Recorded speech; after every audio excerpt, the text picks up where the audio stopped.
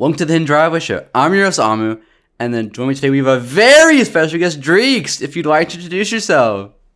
Hello, everyone. I'm a producer, I'm an artist, and I love music. It's my life. And yeah. Yeah, and we're going to talk about, your life in music today in this interview, because that's, like, kind of what it's for when you really think about it. Oh, yeah. But yeah, to get us started, is there anything that you'd like to talk about? Is there anything on your mind right now? I listened to your new EP. Very good. Thank you. Thank you for listening to There's it. there's like there's a 6 minute song on it, and I've been listening to that while working. It's really cool. Mm. Yeah, originally that song wasn't supposed to be 6 minutes. It was gonna be like 2.5. But Oh, what happened was originally I sent the beat to Ahmed or One End, that's his artist name, and then my friend Carlo, and Ahmed sent his verse back like 15 minutes after I asked him if he wanted to be on it. And when he sent it back so fast, I was like, well, if I already want two people on the song, why don't I just get like as many people as I can? So I sent it to like all the people that are on the song, and they all sent it back like relatively quickly. So yeah. I had a similar situation with there's a song that me and VHS Midnight Style released last year called Fade Out, that four of us each having a minute of the song, and it's always really fun when projects turn out like that. yeah, just because like I think just collaborating with other artists is a very just like fun thing, and we'll get into that later because I know that's a very big thing in music for you. Yeah. Um, Actually, I want to talk about that real quick because I first learned about you last year through your collab with VHS Midnight Style called D&D, and since then I've had a chance to dive more into your solo work, and I really love your colorful, like lush take on electronic music. And also, I've noticed this. I feel like every artist I've interviewed on here that does like electronic stuff is really good at making it sound very like human, if that makes sense. Like just by how Oh, digital it is, thank it you. feels very like natural, which I think is super cool. So, how did you first get into making music, and then what are some of your biggest influences for it? Um, oh, that's a good question. I feel like I started making music when I was like 11 or something, just in FL Studio, and at the time, I was that when I turned 11 is when I started actually getting into music and listening to Mm-hmm. stuff that's not just like chart music. And I was really into Boards of Canada. I was getting into Aphex Twin and Radiohead at the time. So kind of like the starter pack into like first discovering music. Mm-hmm. But I also really still loved really sugary pop music. Like I was a really big Owl City fan, and the guy behind Owl City had like 50 different side projects, and like Owl City was like good, but he was in like a rock band, and he also had like an instrumental side project, and all of that stuff I was really into. And I was also really into Madonna, like from when I was born, I was into Madonna. And it's funny because every so often I re-listen to like Owl City and Madonna kind of stuff, and I'm just like, oh, so that's why I make music the way I do. Like subconsciously somewhere, my brain is programmed to write melodies in a way that has clearly been inspired by this. But then I don't know. At some point, I got a laptop that just had Logic on it for free. I don't remember how that happened, and moved from FL Studio to Logic, and started kind of combining my kind of piano stuff with electronic stuff, and then that's how we got here. Yeah, because I know you have like classical training in piano, right? Yeah. I did piano lessons when I was very young, and then I kind of lost like my love for it. Like, because I don't know if it's the same everywhere, but like for me at least, you do like grades, and you have like 8 grades, and you go in, and it's like an examination where you have to do like sight reading and scales and oral tests and all these kind of things. And I found that I was always really good at listening to something and being able to play it, but I could not read sight read. I could not sight read for like the love of my life, and I still can't today. Like I'm really, really slow. Like if you gave me some sheet music, I would be able to very slowly go like G F, but like I can't do it any faster than Mm-hmm. that. And so I kind of stopped. I fell out of love with it. It was also getting too expensive as well. And then at some point, I then eventually got a piano teacher who I really loved, who similarly, he was the kind of person who could listen to something and just be able to play it. And that kind of like reinvigorated my love for piano and all that. And I was never like incredibly technically good at piano, but I just always loved like how much you can do with it. And you know, my whole setup, like making music, is usually a MIDI keyboard and just whatever ideas I can Mm-hmm. conjure in my laptop, and that's just remains the same because that's the only instrument I can really play. But yeah, Oh wait, do you have like perfect pitch then if you're able to play by ear? I don't. And apparently, I don't know how true this is. I met someone at uni who told me that he had perfect pitch, and he said that apparently a lot of people with perfect pitch at some point in their life they lose it Yeah. and everything starts sounding dissonant to them, which sounds horrible. But no, there's this thing that we had to do in the UK. We have this thing called like A levels. It's like the exam you do when you're like 18. I think great. Yeah. You turn 18, you do these big exams, and they are the hardest exams I've ever done in my life. Like so much harder than anything I've done since. And they would literally just be like, okay, we're gonna play like a 2-minute piece of classical music, and you have to just be able to say everything about it, what chords they're using, what melodies they're using. And I struggled because I don't know, that was really tough. Yeah, I know like for me like I have synesthesia, so I kind of indirectly have like perfect pitch. Cause for me it's not like I don't know the notes they're playing, but I see the color of the note they're playing and that's how I know. Oh, But it's not like that's really cool. it's weird because like for me I know all the chords super well, but for all the sharp notes, it's a lot harder because to me those are all just red and they're like slightly different shades of red. So Oh. like I can tell it's a sharp note, but I can't tell you like which one from hearing it. That's really cool. I don't know if I have synesthesia, but I have this thing where when I'm like making an album, and usually the first thing I do is just come up with a bunch of song titles that I think sound interesting. I don't know how to explain it, but sometimes I think to myself, track 4 has a certain color and vibe to it. Mm-hmm. And so whatever the name of track 4 is has to also have that color and vibe.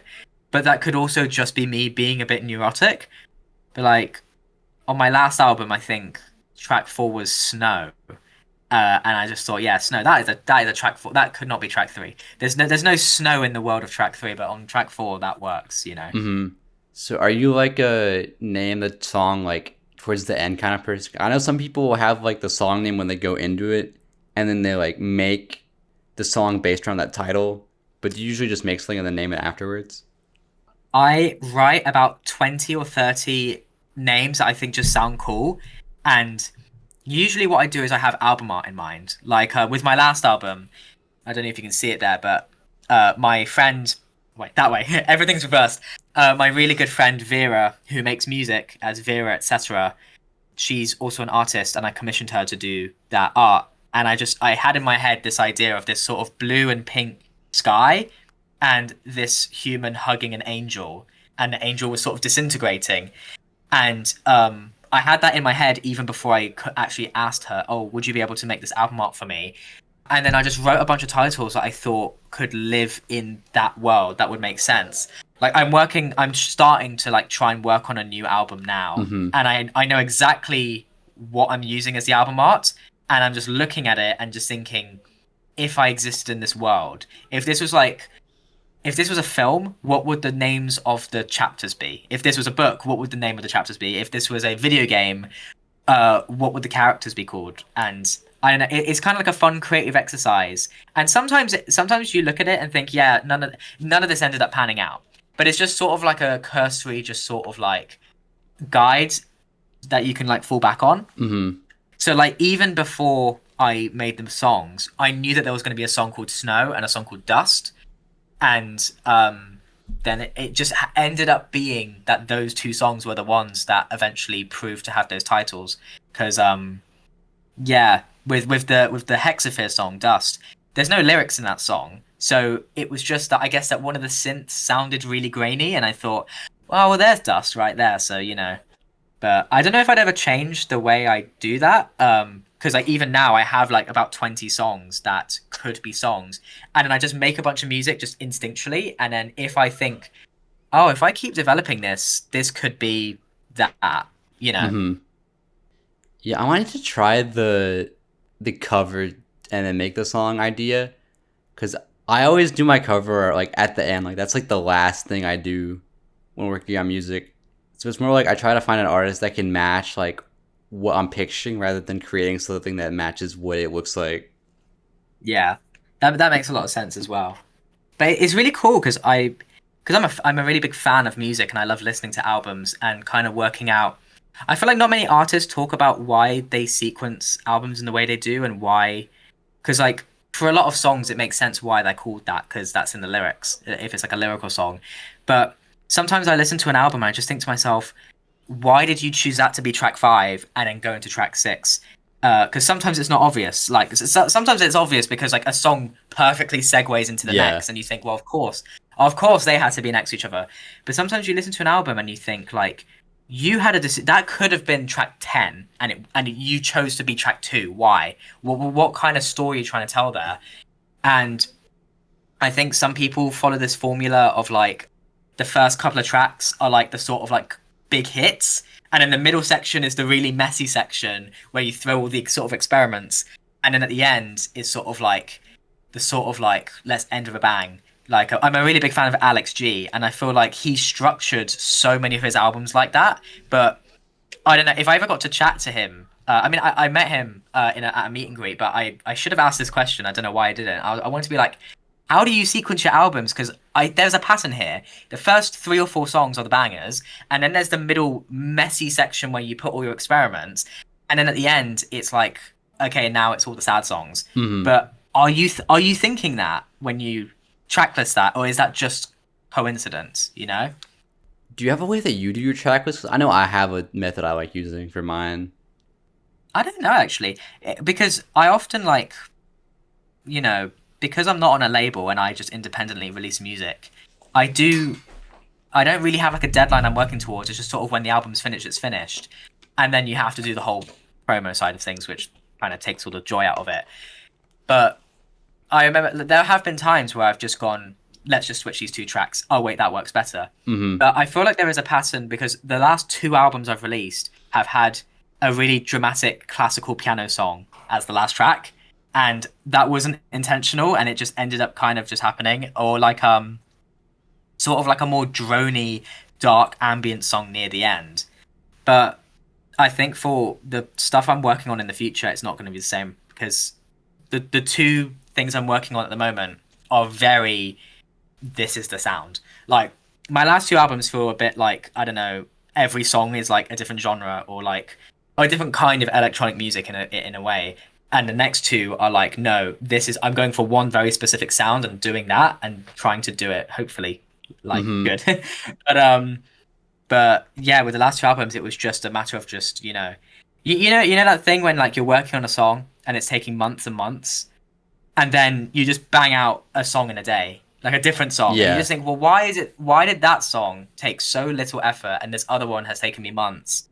And then before you know it, you have about 40 minutes of music, and I think, well, 40 minutes of music, that's a pretty good album length. Let's go with that. And yeah, that just ends up happening.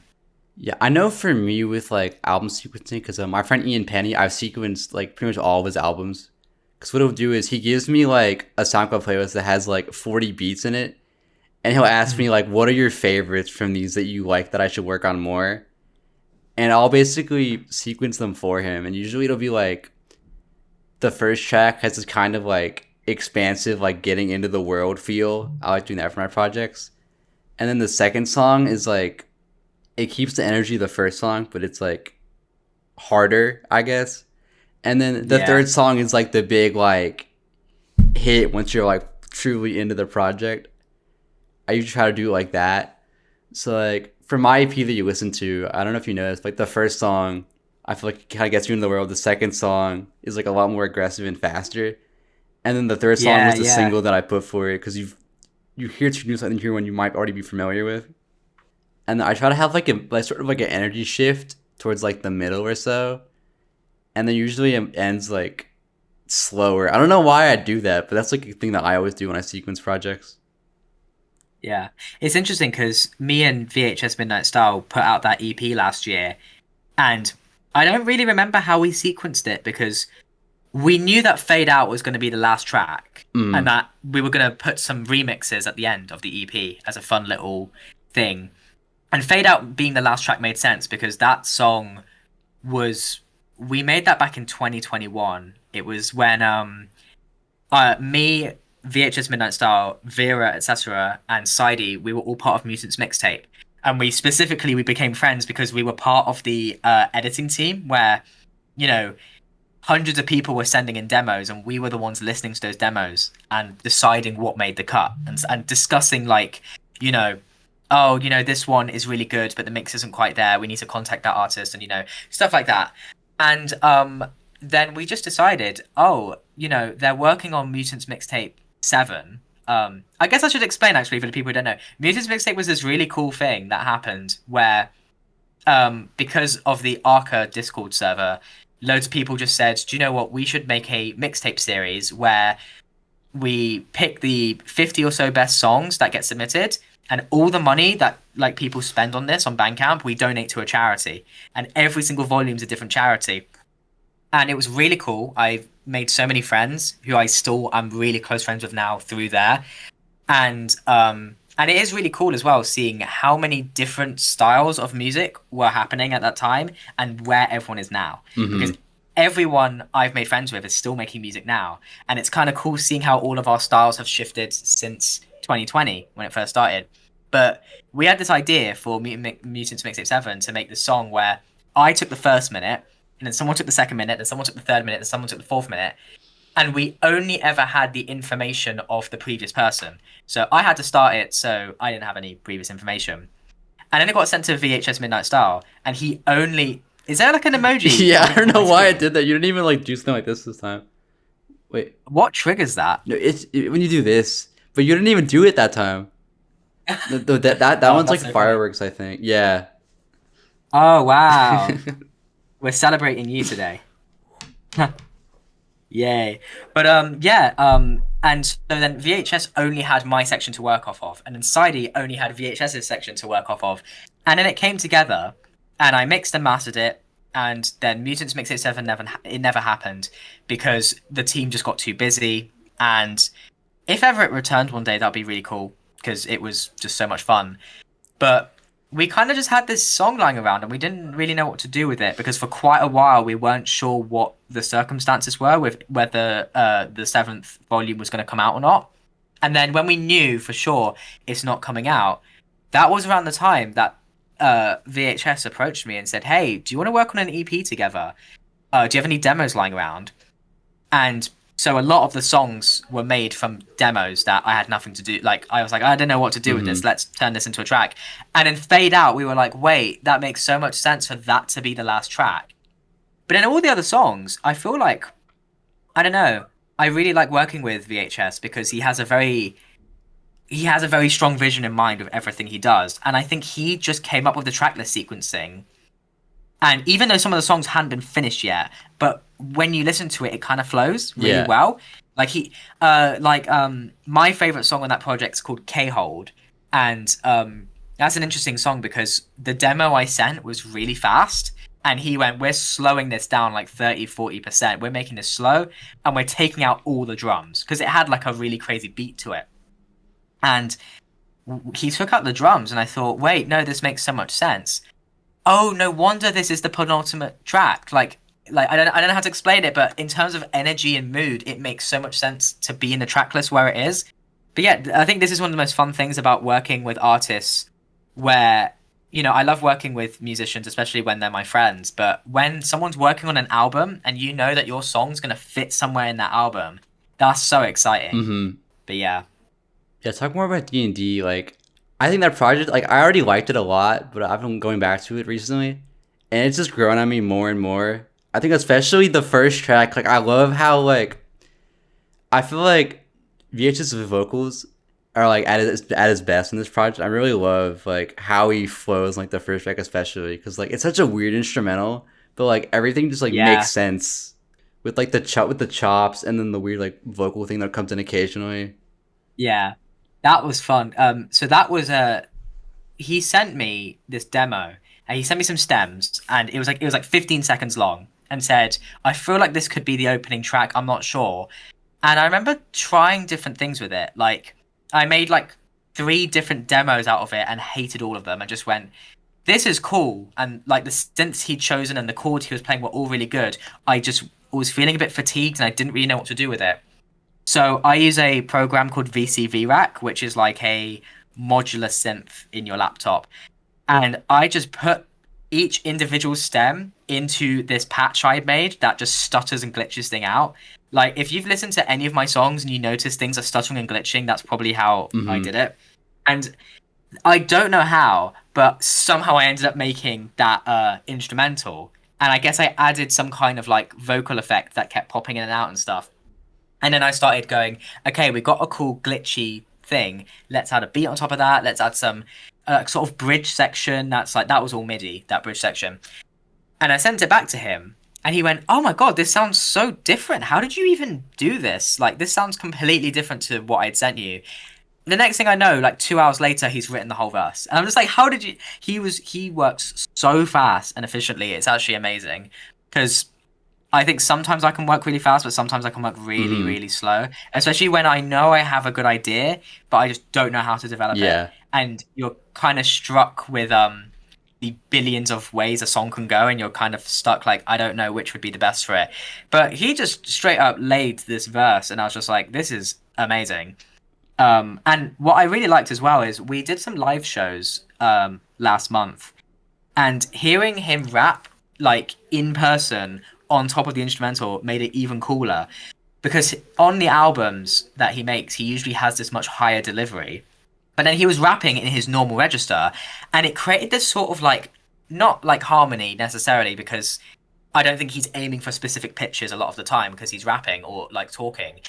But it created this really beautiful thing where you had this higher register vocal and this lower register vocal that almost works like when you double track a song, like the vocals on a song.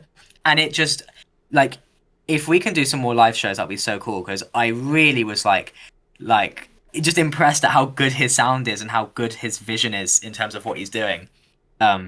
This is all just to say that I'm a really big fan of VHS Midnight Style. So it's kind of an honor to be able to work with him. Yeah. I'd heard some of the stuff before we did this interview, but like to prepare for that, I went through like literally everything he put out, and I was shocked just how different his like discography is. Like, because I feel like every album he completely switches up his sound and what he's doing. Yeah, which I think is a hallmark of what a lot of like the best artists are able to do. It's true, because my first album I heard of his was That Is America, because that came out 2020, and I think some of the songs on that were in Mutants Mixtape and stuff. And then I remember, like, he released an album called Kaiman. I think it's in 2023, and we have a collab on that album as well. That was the first time we'd ever worked together on a song. And we did the song, we did the music video, and it was really fun. And that's kind of why he was like, we should make an EP together because this is really cool. And I just remember being so excited when, because obviously I know how that song sounds because I worked on it. But there are 8 other songs on the album, I think. I forget how many songs are in that track list, actually. But there are so many songs that I've never heard before. And it's like, when you're a fan of your friend's music, it's really cool because you think to yourself, like, what have they done? Like, what have they been doing these past couple of months? What have they been thinking about? What has been inspiring them? You know, have they been, like, listening to certain kinds of music that have been changing the direction their music's going to go? And it's just really cool to be at your friend's, like, listening party and, like, you know, it's really cool. Yeah. And then with Mutants Mixtapes, how did you get involved? Because I know you were part of the committee that actually like put them together. So like, how did you become part of that? So I think I joined the Discord server and I submitted a track thinking this isn't getting in for the first volume, and it got in and got quite a lot of love, which I hadn't made music for like I think I released an album in 2018 under a different name. And then just kind of gave up with music for a really long time because uni was just a lot. And I was just, I don't know, I had this period where I just had really bad writer's block and I wasn't really sure what kind of music I wanted to make. And so I just kind of go, yeah, there's this song I have. I don't know if I'm fully happy with it. Let me just send it in and see what happens. And it gets in and it gets on the first mixtape. And I think, cool. And then I just started chatting to people in the Discord server. And they said that the higher up team that are in charge of all of the PR and the artwork and all that just said, hey, are there any like people who'd love to, you know, be a part of the rating submissions process? And we all just said yes. And because I had made friends with a lot of people who were integral to making Mutants Mixtape how amazing it was. It was just a really lovely community where, you know, we all just got to chat about the music that we were loving. Whenever like a new album was coming out, we got to experience it together, which was always amazing.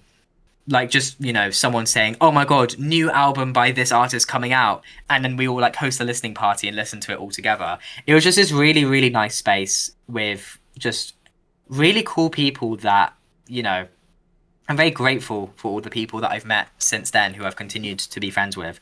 Like I've worked so much with Vera and Vera, etc. She's in a band called Florelle, and they're like one of my favorite bands of all time. And I'm friends with all of the members individually, but like to know that like your internet friends are making this sick music, that's just like this is some of the coolest music I've ever heard.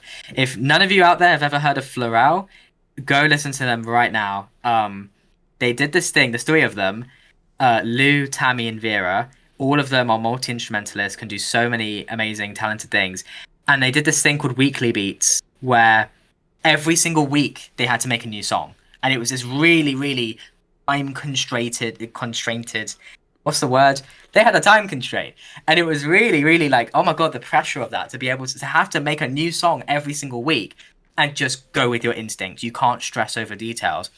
And they like almost did an entire year of music and made 2 albums out of it.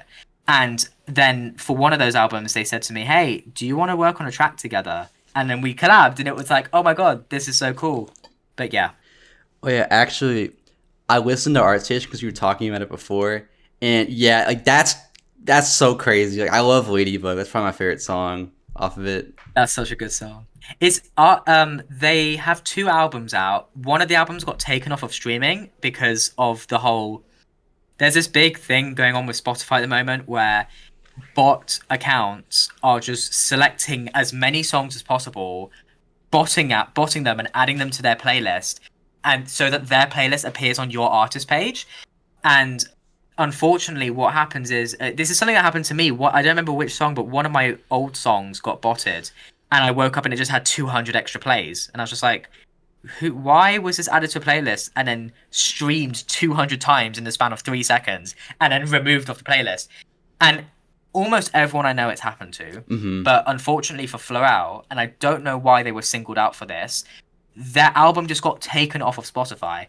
And they tried so hard to get it back, but Spotify is so shit at like having actual good ways of appealing this kind of stuff and being like, I had nothing to do with this botting. This is a thing that is affecting everyone on your streaming service.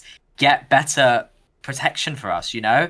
And Spotify just said, yeah, no, we're never putting this album back up. So if you want to hear one of the greatest albums ever made it's an album called Flying Colors by Florelle, go on their Bandcamp and listen to it. I think it's free. It's free to listen to on their Bandcamp. Go listen to it. I'm on that album, and that track's pretty cool, and it was really fun to work on. But yeah. Yeah, I know that's how a lot of people I know, but what they've done is they'll make like a deluxe where they just add some extra songs onto the project so that it's not technically the same thing that they're re-uploading. Oh, that's a and that lets them get around it. That's smart, yeah. I never even thought of that, yeah. Because like I've had that happen to me too, where my song got put in a playlist, it got a bunch of botted streams, unfortunately, and it didn't get taken down, but I got like a warning saying like, don't do that again, I didn't do anything. And it was like the same playlist that all my friends got added to briefly, and it like I had like 1,000 listeners to it, and it was just like annoying. It's like I should feel happy seeing I have so many listeners, but knowing that they weren't real people was just so frustrating. Yeah. I think this is why I don't really look at my analytics, because you know, with my last album, I actually tried promoting it and doing all the kind of like TikTok promo and stuff, and like it just really sucks the fun out of what should be just a really fun process. And I mean, music is especially annoying in the sense that we're one of the few industries where none of us really, unless you're like a big artist, none of us get paid while we're making the music, only afterwards. And for a lot of artists who are on record labels, they have debt because they're given an upfront amount of money to fund the album, and then everything gets taken out of their pockets after the album. Oh, you used the studio 12 times, or we're billing you for that. So on the one hand, it is like I very much was like, I need this next album to do well. I'm going to put my whole heart into, um, promoting the hell out of this, and then it doesn't really pan out, or not in the ways that you expect. Like, I think what I find fun is doing live shows because you get to just chat to people after live shows, and that's always fun. Like, one of the shows I did last month in London, I had no idea the audience was going to be as big as it was. So when it was actually kind of big, I was like, oh, like I'm at my laptop doing my thing. Because usually when I do a live show, I have like my file open and I've turned my laptop keyboard into a MIDI keyboard. So I'm playing music while my music's playing because it would be difficult to like lug a MIDI synthesizer around with me everywhere. So I just turn my laptop into a MIDI synthesizer. But like doing that and then looking up and being like, oh my God, there's so many people here. What the hell? I can't look at the audience. I gotta just look at my keyboard. And then you chat to people after the show, and it's just like, to me, that's the most fun thing. It's just, I don't know. Even if my music got like no streams, but I got to chat to people about, and just meet more people. That's what I find fun. Yeah, actually, speaking of which, recently you started doing live performances such as KGX Pharma and the Not Crowded shows. And I know you've also been to a lot of live performances as well because you have some Instagram highlights that show them. And I know you even saw Sophie while she was still alive, which is awesome. So how has your experience been performing live so far? And then who are some of your favorite artists that you've seen perform live? Wow, you've done your research. Yeah, you looked at my Instagram highlights. That's so funny. Performing live, it was interesting because I feel like when I first started performing live a couple of years ago, because I haven't done much. It was a lot of stuff at uni and then a couple of things here and there. And I remember being a lot more worried beforehand because everything I do is in my laptop. And I always had this fear of what if I'm making music and then the laptop just shuts down? And that was like a big fear for me.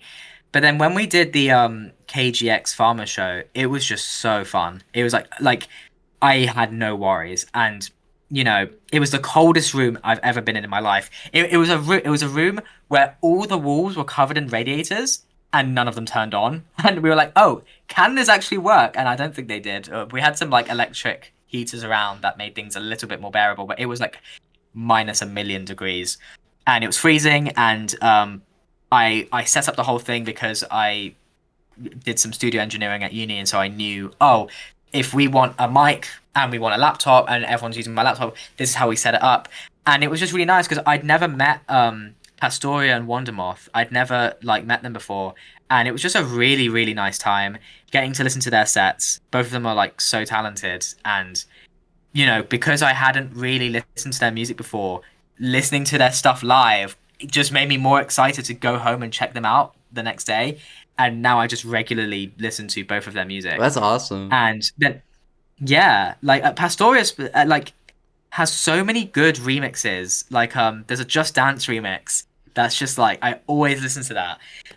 And then with VHS, it's like it's nice because I don't know, we've been internet friends since 2020 for so many years, and actually being able to in person do stuff live together, it was just a really good energy. It was really nice. And yeah, and you asked what my favorite concert I've ever been to is.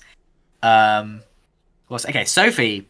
I got to see Sophie before she sadly passed away, and that was a really good show. That's something I think about a lot because I don't have much footage from that show because I tend to only take my phone out during my favorite songs. Like I'll pick one song that's like my favorite song and film. I did that too. I filmed yeah. a little bit. She was.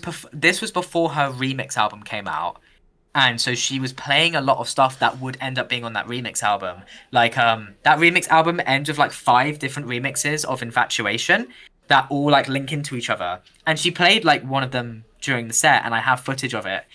And there was another. She played an early demo of Reason Why, which I think I uploaded to TikTok. If you find my TikTok, you'll find footage of like how it sounded back, because it sounded really different back then, and like the bass was just so punchy, and so that was a great show. But I think my favorite show I've ever been to in my life is Do you know Joe Hisaishi? Yeah.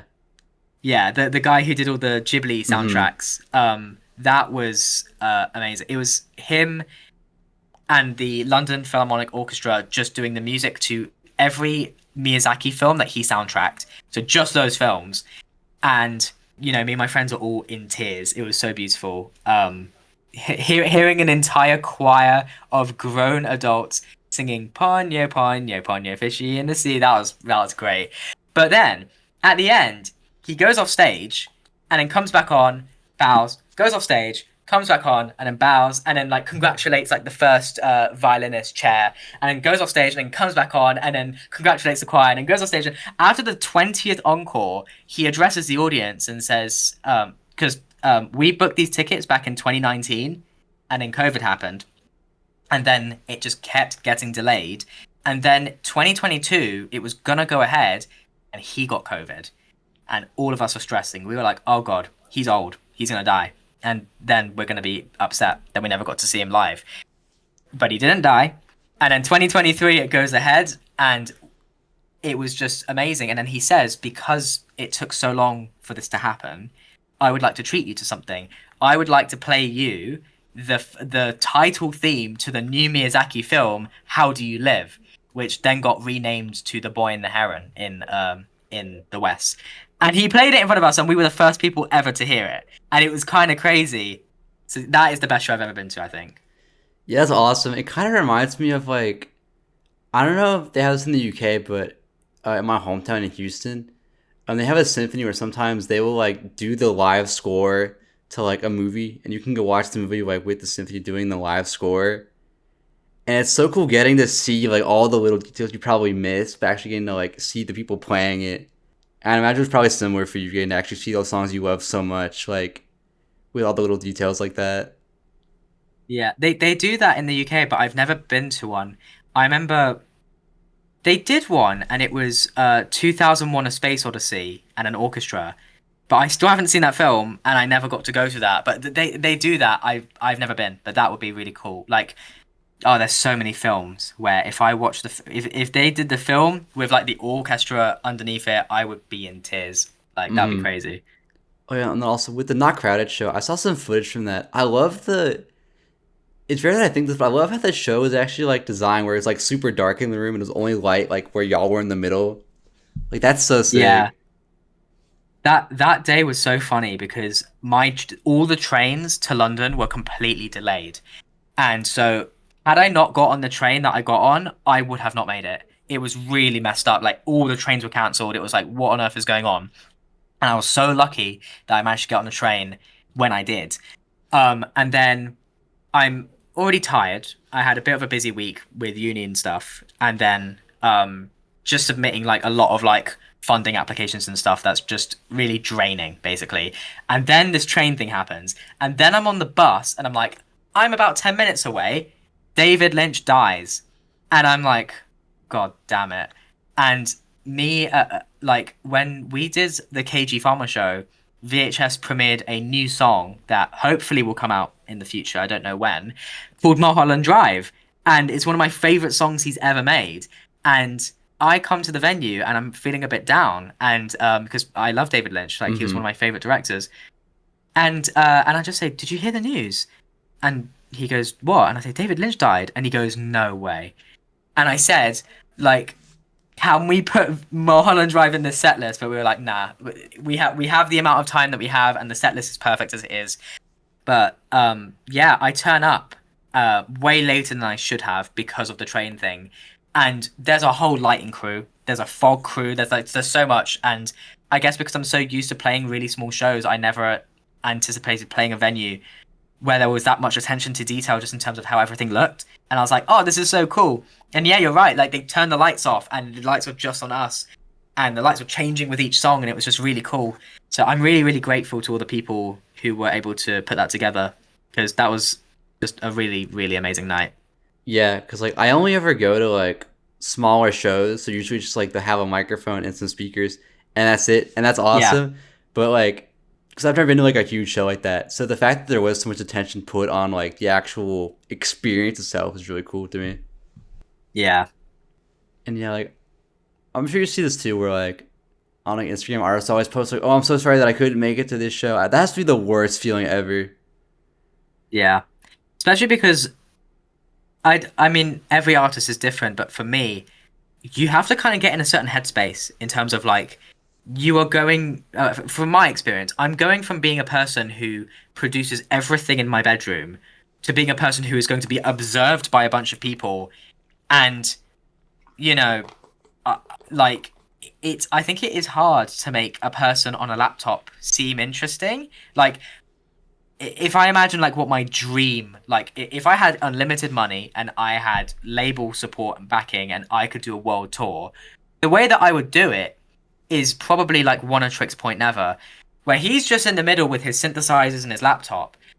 But there's so much other shit going on that's Hmm. like making the music more like I saw him live. That was a really good show actually. I saw him live with my friend Robinson's Village. My friend who makes music as Robinson's Village. We went together last year and he was performing music in the middle, and then Freakatet, who is this other artist, like sound artist but also visual artist, was like he had this whole setup where it was like whatever Dan, like One of Tricks, was doing in the middle, this little puppet was like mimicking.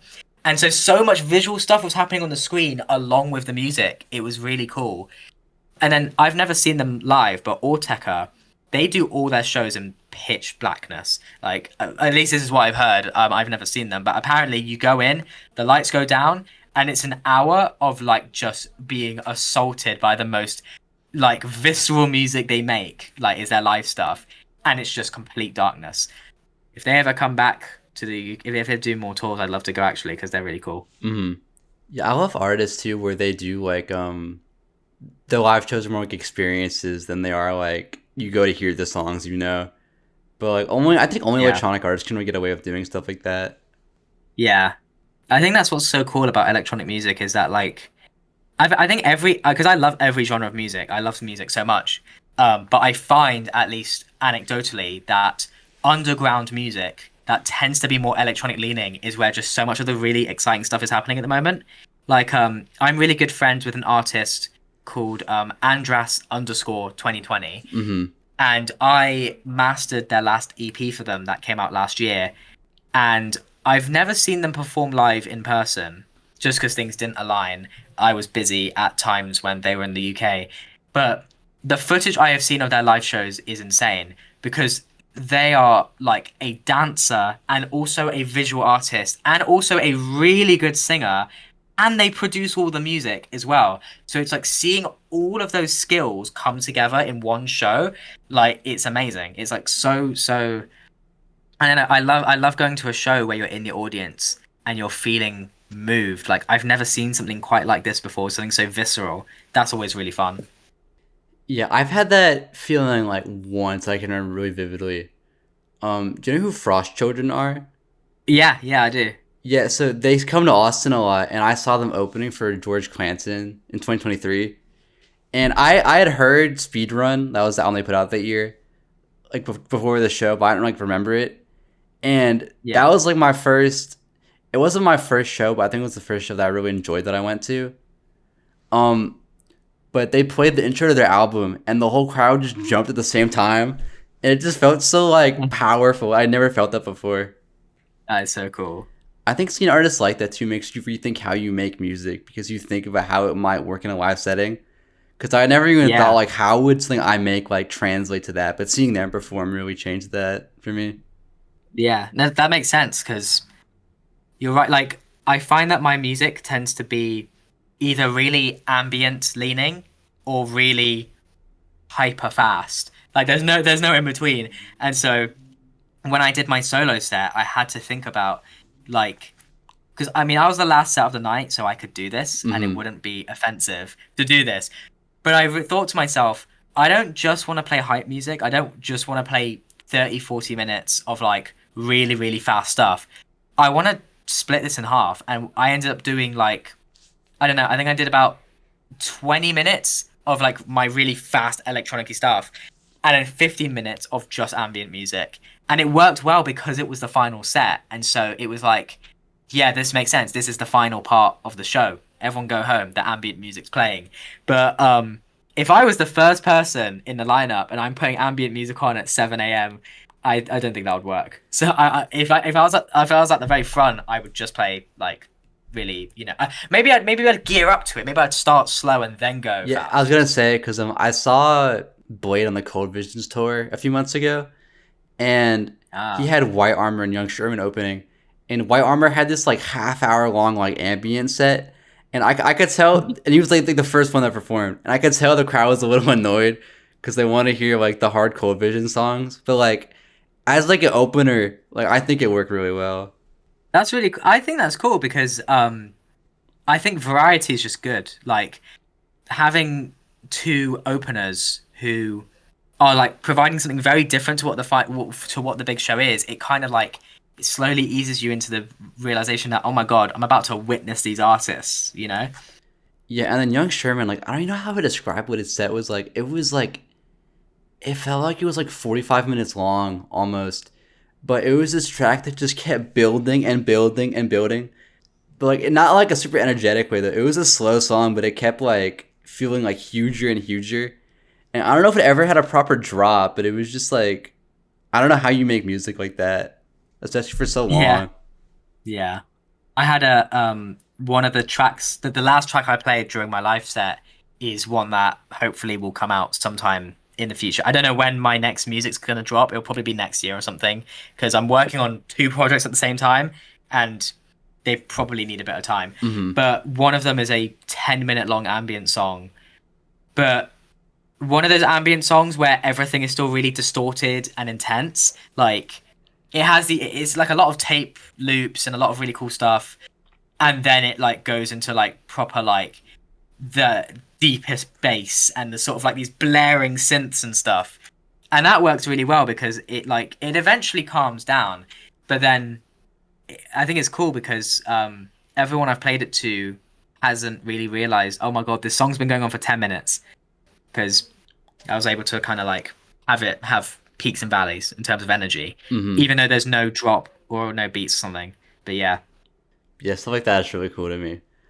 Something else that is really cool to me though is an animal that I know you are a very big fan of, which is the sea otter, which I would say serves as your like unofficial mascot, almost. Like I know you've used in some of your cover art, and then there's even a visualizer you have on YouTube where it's just sea otter footage for the whole thing. So Yeah. if you were a sea otter and lived among them, but you lived among like okay, let me rephrase that a little bit. You're a sea otter, but you're in the human world doing human things, but you're a sea otter. What would you do? Uh, I don't know. I panic. I panic a lot. And Well, yeah, no, it's not you're right. like I love. it's not like it's like you've been a sea otter the whole time, but you have like Okay, human. I've You been have at like Seattle the whole yeah, time. but you have human brain. That's an interesting question because do sea otters have to like pay rent and like do taxes and like contribute to society? Because if yes, I'm staying where I live by the sea and I'm going to the sea and I'm just if I have to work, the minute work is over, I'm going into the sea and just having fun. Because I know that like one of the reasons you should never ever have an otter as a pet. Because I know some countries in the world you can have river otters as pets. You really shouldn't. If someone starts sending you like videos of cute little pet otters, nah, they get really sad. Like when, at least this is what I know of river otters. When they're not given a very large amount of space and water, they get genuinely depressed. And so when people are like buying them and putting them in tiny flats, I think they'd suffer. So if I was a sea otter, I would suffer. I'd want to be near the ocean. I want to be in the sea.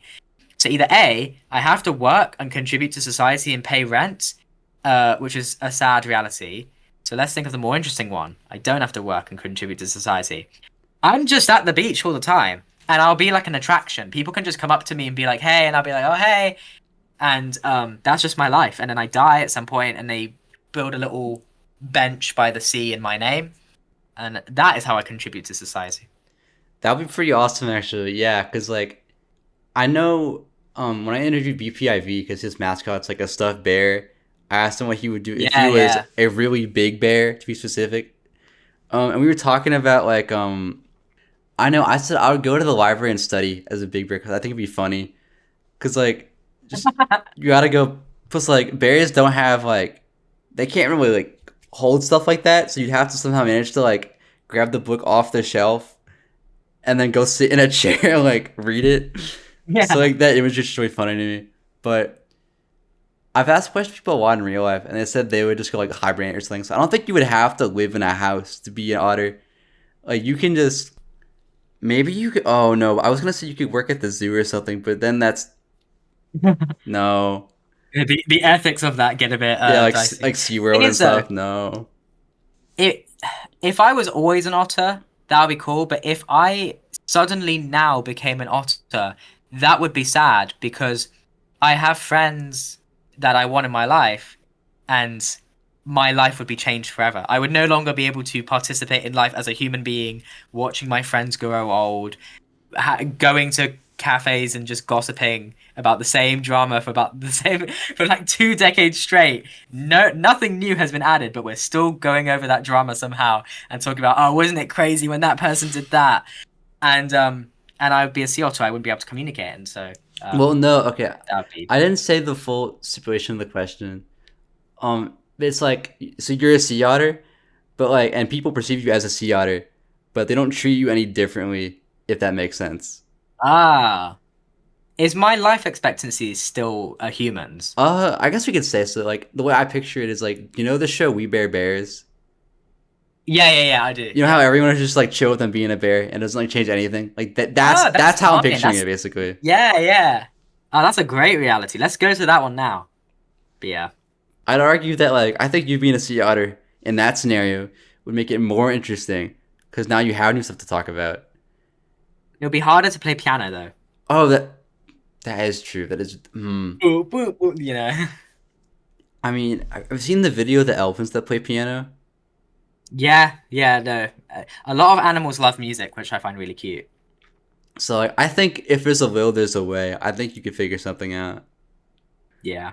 I'd use like one paw, another paw, and a tail, and that's like five. So you've got a hand. Then you just get another otter, you got another hand, or you get a human to play two parts, and then you're the top part. We'll work it out. Yeah. Plus, like, you could still do. Actually, I guess you can't do shortcuts on your computer, can you? Because your hand would be too big. Because Yeah. how flexible are otters' fingers? Yeah, I imagine not, right? River otters have weird sort of webbed like hands, and sea otters have like paws. They're very different in terms of what kind of hands they have. Um, if I can talk, I will just do text to speech for everything. I'll just say to my laptop, "Hey, can you do this?" Because there's like accessibility features on laptops. That would be very handy. That's true. I was just thinking like, if you want to like, let's say like put some MIDI down on your computer, like it'd be so hard to like somehow do that and maneuver with the mouse and like I don't Yeah, know if yeah. otters can do that. We'll have to ask them. That's who your next interview is. You're gonna go to the ocean and find an otter and ask them. That would be a good question. Yeah, and they'll probably say like nothing. They'll probably leave and be like, "Who are you?" Man? Well, I think we have a really good conversation actually. I think there's a lot to learn from the otters. Yeah. There's an idea I've had for April Fool's Day where there's this guy that I know who recently his like alt account has been blowing up on TikTok for some reason. Like it's his joke music account recently has been like picking up traction. And his whole thing with the song is that I think he used some vocal presets, so all his vocals are like super deep and hard to understand. So I was like, what if for April Fool's Day I interview him and I just pretend to know what he's saying for the whole thing? Yeah, yeah. That would be really cool, actually. Yeah. So that might be a thing. I don't know. We'll have to see. You'll have to cut this whole section because otherwise you'll spoil it for Well, the I don't. listeners. Oh, I've like brought the idea before, so not in interviews, but I don't know. Maybe not. We'll see. That'd be really cool. Moving on though. So while I was checking your YouTube channel to research for this interview, I saw that you had uploaded a Billie Eilish Breath of the Wild mashup, which seemed kind of random to me until I saw your old story highlights again, where you were playing Breath of the Wild a lot, and you even collected all the Korok seeds, which is like a crazy feat. And I Yeah. know you're a big Pokemon fan as well. You can't see it in the video, but Dreeks' profile picture is currently a Pokemon. I don't know which one it's called, but I can tell it's from Pokemon. So, what are Yeah. some of your favorite like video game related memories that you have? That's a great question. Yeah, that Billie Eilish mashup came to me in a dream, and I still think it is one of the funniest things I've ever done. And barely anyone's listened to it, but one of my friends just messaged me and said, "So I've downloaded this and I'm listening to this like a lot. Like it's just really good music to listen to while I work, and this has replaced both of the original songs in my head." Yeah, I'm the weirdo who collected all 900 Korok seeds in Breath of the Wild and then the 1,000 Korok seeds in Tears of the Kingdom and enjoyed it. It was really fun. So when I played, so when because I liked Zelda, like I've played most Zelda games, but Breath of the Wild, I played it and I liked it. Then I played it again and I really liked it. And I was working a really, really frustrating job that I was working at it while at uni and it was taking up all my time. I fully became an insomniac. I did not sleep because it was so stressful. And I quit my job, finished that year of uni, went home to live with my parents. And every day, like after months and months of not being able to sleep, without an alarm, I would wake up at 7 a.m. feeling fully refreshed. Like, yes, quitting that job was the best decision I ever made. And I'd just play Breath of the Wild 24/7 and like listen to music in the background. Like, I think I listened to a lot of Joanna Newsom while like because her music's really like she's an amazing harp player and like just the kind of music she makes would just suits the world of Breath of the Wild so well. So that's one of them. I also love there's a video game I played last year called 1000X Resist. It's a bit of a weird name for a video game, and I spent the entire time playing it thinking there's got to be a better name for this video game than 1000X Resist. And honestly, it is maybe my favorite video game of all time, and I can't think of a different name because it's one of those games that just does a billion things really well, and it's like, how do you even title that? But if you are a fan of video games and you want something that's more narrative driven, like it's a narrative story, but it could not be a film or a TV show. Like like it has to be a video game because of the mechanics of how it is a video game. And it is just the best story I've ever seen in a video game. The best characters I've ever seen, the best voice acting I've ever heard. Because I don't like a lot of video game voice acting because a lot of it takes me out of it. It's a bit American anime dub sounding type stuff. But the voice acting in this game is just flawless. And I played that and just went, wow. And I find that with a lot of my music, I don't really like... Because I know some people listen to an artist and think, that is cool, I want to do that. And then that's how they make music. For me, a lot of my songs are based on books I've read and video games I've played and films I've watched. Like, I've got a song called No Sky that was on my last album. And that was me reading this horror book. It's one of my favorite books ever called Negative Space by B.R. Yeager. And it's this really messed up, beautiful, terrifying book. And I finished it. I woke up the next day and was like, I've got 2 chapters left. Clock in. Let's finish this. Finished it and felt just so empty and sad that it was over that I just sat down on my laptop because I had a day free to just make music and just wrote that song. And that, you know, so I feel like a lot of my songs are probably inspired by video games in a lot of ways. I'm trying to think, what other video games have I played that I was just like, that was amazing. I guess I do like Pokemon, but I find the games lately haven't been great, and that is an issue of crunch. These developers don't have enough time because my favorite gen of Pokemon is Gen 5, which when it came out, it was hated. Like everyone, I think this was at the point where all of the OG Pokemon fans got too old for it. And so everyone was just shitting on it and just saying, oh, Pokemon's shit, it's for children, you know. Meanwhile, I'm there, like, this is the best, like, the black and white games are the best games they've ever made. Like, the story's good, it's actually really challenging, and history has proven me right, because I replayed the Pokemon games, and yeah, the Gen 5 games are just the ones that have aged the best. And I have no desire to really try out, like, I tried out Scarlet and Violet, and it was fun, and there's a lot of things it's doing well, but you can tell they did not have enough time. Like, if they had another year or 2 to develop it, it could have been amazing, but, you know, they need to give their developers more time. Yeah, I have a friend that's a big Pokemon fan, but they almost like hate play the games, if that makes sense. Where they like get Yeah. really into it, like they look at all the leaks beforehand because I know there's always like a big leak every year for Pokemon, and then they'll finish the game in like 2 days and be like, "Wow, that sucked," and never play it ever again. But they'll play it nonstop for the 2 days.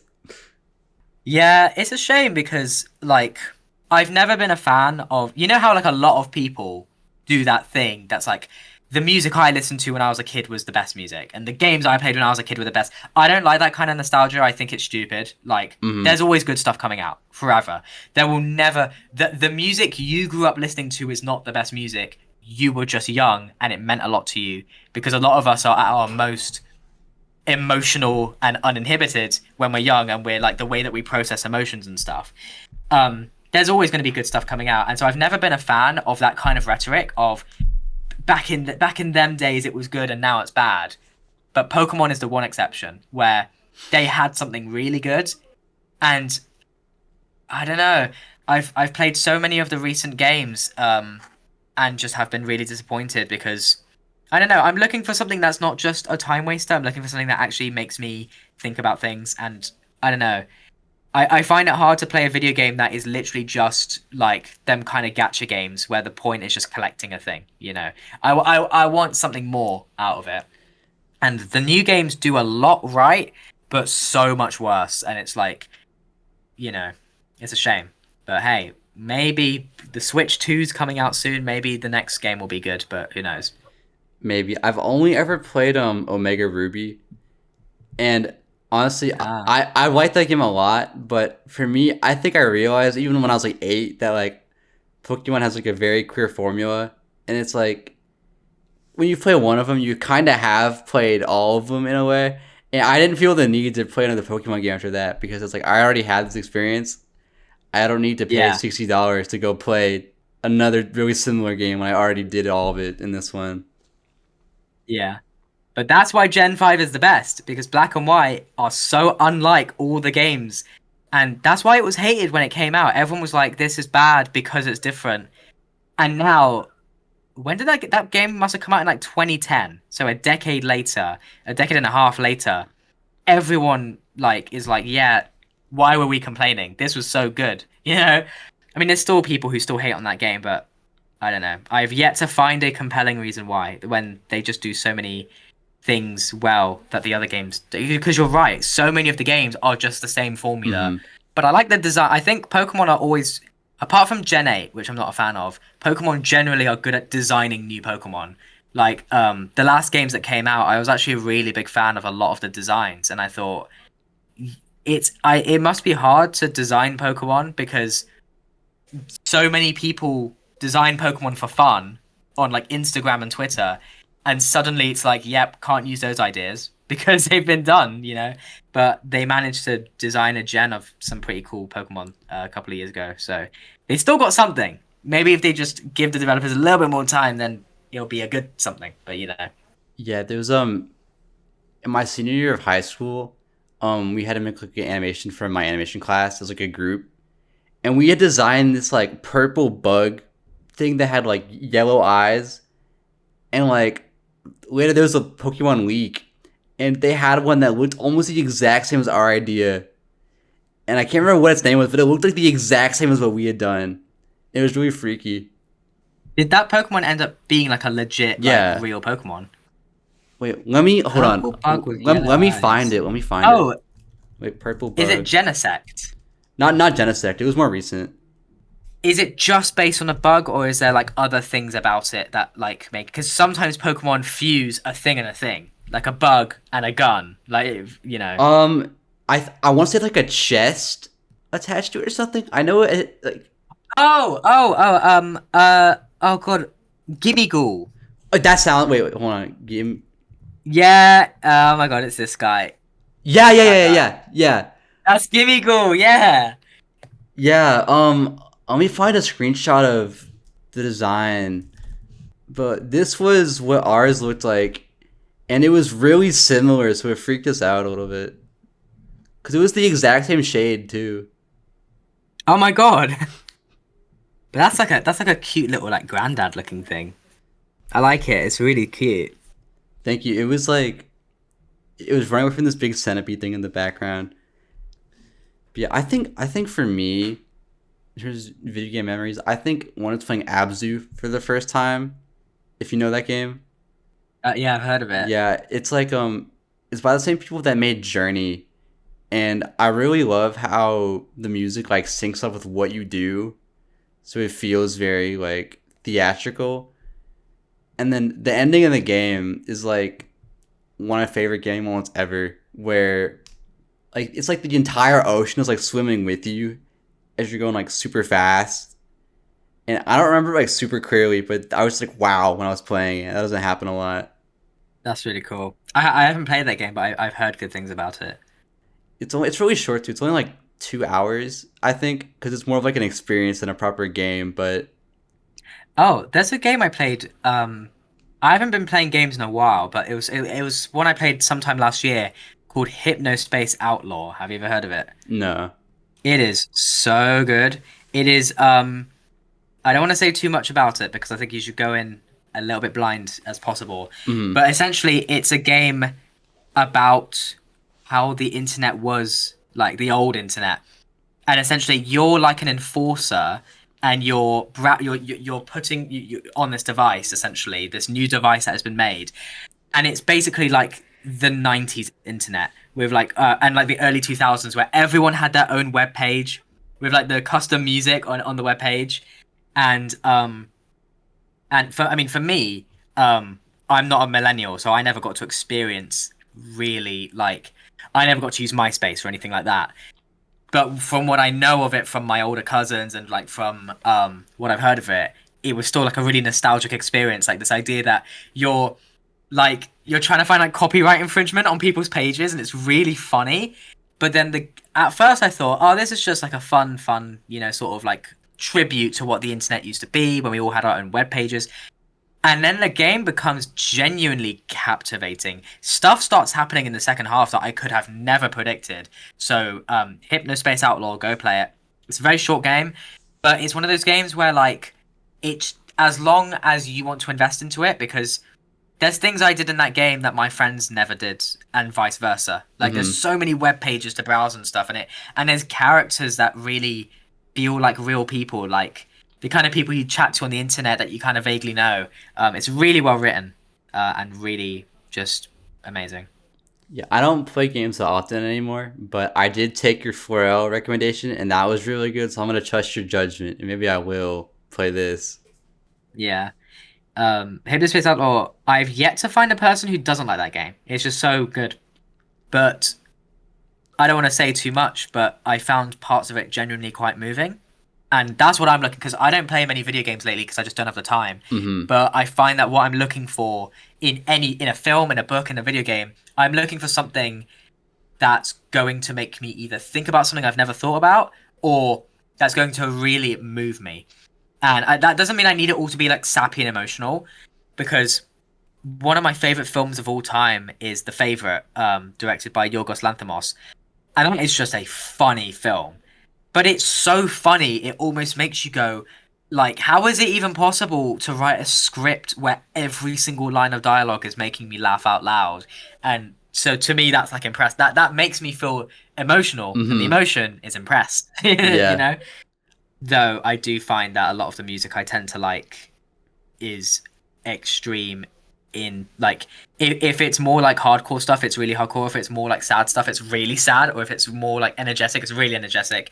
Like just so much of my favorite music that I listen to is stuff that I don't know draws something out of me Yeah. that is difficult to find.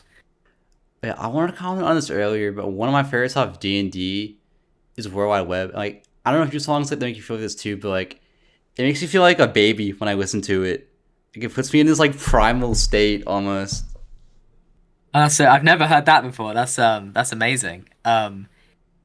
Well, what specifically about the song? It's the melody for it, but it just feels like a lullaby, and it just makes me feel just like very small, if that makes sense. Ah, that's really cool because those kind of synths were all done by me, and the beat was VHS. And that beat is so cool. Like I really struggle to make beats, I find. But VHS is just so good at building these really like these beats that can be so like simple, but then there's all these little like intricate details in Mm-hmm. them that just make you go, how did you even think to add that? That's so cool. But so yeah, like when I sent that demo over to him, it was just a 1 minute long lullaby sounding thing. And then he's the one who took it to the next level, adding all the beats, all the start stop kind of stuff in the second half is like really cool. But yeah, I love music that really gets that kind of like visceral, like emotional reaction out of me. And speaking of D&D, actually, which is how I initially discovered you, your last solo release was your album "Evidence We Existed in This Moment in Time" back in 2023, which to me showed a much more energetic and brighter take on your music, considering that D&D was a lot more like kind of like somber, I guess. Not like sad, but it was definitely a lot more low key than the rest of your work Yeah. is. So, what was the process for working on that project like? Yeah, it's interesting because so many of the demos that didn't make the cut for that album became the D&D songs. And the first thing that happened was I'd send these demos over and VHS would be like, we're slowing that down 30%. So I think at that time, a lot of the music I was listening to and that I was making was really, really fast. And, you know, it's kind of like someone described that album as like kind of drum and bass, but not really in that sort of internety way that everything kind of gets muddled about. And yeah, that is an apt description because, yeah, it was a fun album. I feel like it's an interesting album because that was the first time I ever enjoyed listening to my own music. Because up until that point, I'd made a lot of music, so much of it that you can't find now because looking back, it's terrible. Like the really early stuff, the stuff like from like a decade ago that just you listen to it and you think this is clearly just someone pretending to be bored of Canada. You know that kind of stuff. Because I feel like a lot of, I mean, this is true for most people, but a lot of my early stuff was just me figuring out how people did stuff and then finding my own sound. So all my early music either sounds like Owl City or Boards of Canada, basically, and so no one's ever hearing that stuff again. But I found it difficult to listen to my own music just because I don't know, like I wanted to be able to make music that I could listen to afterwards and be like, yeah, this is pretty cool. Like I'd listen to this. Because I know that like it is difficult when you're mixing and mastering your own music and you have to hear the songs 400 times. And I still don't think I've mixed and mastered my albums that well compared to my other stuff because in my spare time I'm like a freelance engineer. Like I do mixing and mastering work for people. And I find that when I work with singers, my mastering work is great. Like I mastered Andras 2020's EP from last year. That sounds great. I produced, mixed, and mastered this album from an artist called MM, where we kind of that was kind of like my uni project was making that album with Mm-hmm. him via the internet, like all collaboratively. The mixing and mastering on that sounds great, but when it comes to my own music, because it's instrumental, I find that I end up just pushing everything too loud and too bright, and so I don't know. For ages, I was struggling to listen to my own music, and then I kind of just made Evidence that very long album title, and you know, nearly 2 years on from that, I'm enjoying listening to that just as like, yeah, these are pretty cool songs, and each of those songs has memories associated with it, with like all my favorite friends, and like there's two collabs on that album. And I love listening to those songs because it was so fun making those songs. One with Vera and one with Hexosphere, who's Tammy. She's in Florelle. She's one of the other members of Florelle. And trust and believe, I need to get a collab in the future with the third member of Florelle, Lumen. That if I will make that happen. Mm-hmm. Um, but it was really cool because both of those collabs very different from each other, and the way that they happened was very different. So with Vera, I sent about a minute of music, and then she added loads of stuff to it. And it was kind of this back and forth where we were writing the song together. I sent her a bunch of lyrics, and she took what she liked and added some more on. And then I would send her another verse. And then we'd be like, okay, how do we let's make like a breakdown for this song. Let's have the song accelerate and go crazy near the end. And so it was this thing where we were kind of like back and forth, and it was really fun because every single time you were seeing a couple more seconds being added. And it was also really fun because like I liked there's this bit near the end of the song where I do some pretty cool stuff with her voice, like creating all of these like harmonies and stuff. And I always love doing stuff like that. And that's not something that I think she's ever done in her own solo music. So it was fun to sort of like listen to her vocal take and think, this would be really cool if I duplicated this 12 times and created all these really cool melodyne sounding harmonies, Mm-hmm. you know? And then with Tammy, with the Hexavir track, that was fun because I sent about 2 minutes of music over, and she kept those 2 minutes as they are and just added 400 levels on top of it. Like, so much of that song is what she was doing, and it's so cool. And then she sent it back to me, and I thought, this is like a complete song. What do I do to this? And then what I found is, oh, I know. Let me remix this. And so, like, there's sections of that track where I'm taking what she did in the previous section and remixing it by adding these new beats here or these new synths here, and then adding that really big ambient outro. But yeah, I feel like all of the music that I make that I enjoy listening to is the collabs. And so that kind of makes that's why something that I want to that I'm currently working on now is an EP where every song is just a different collab with different people.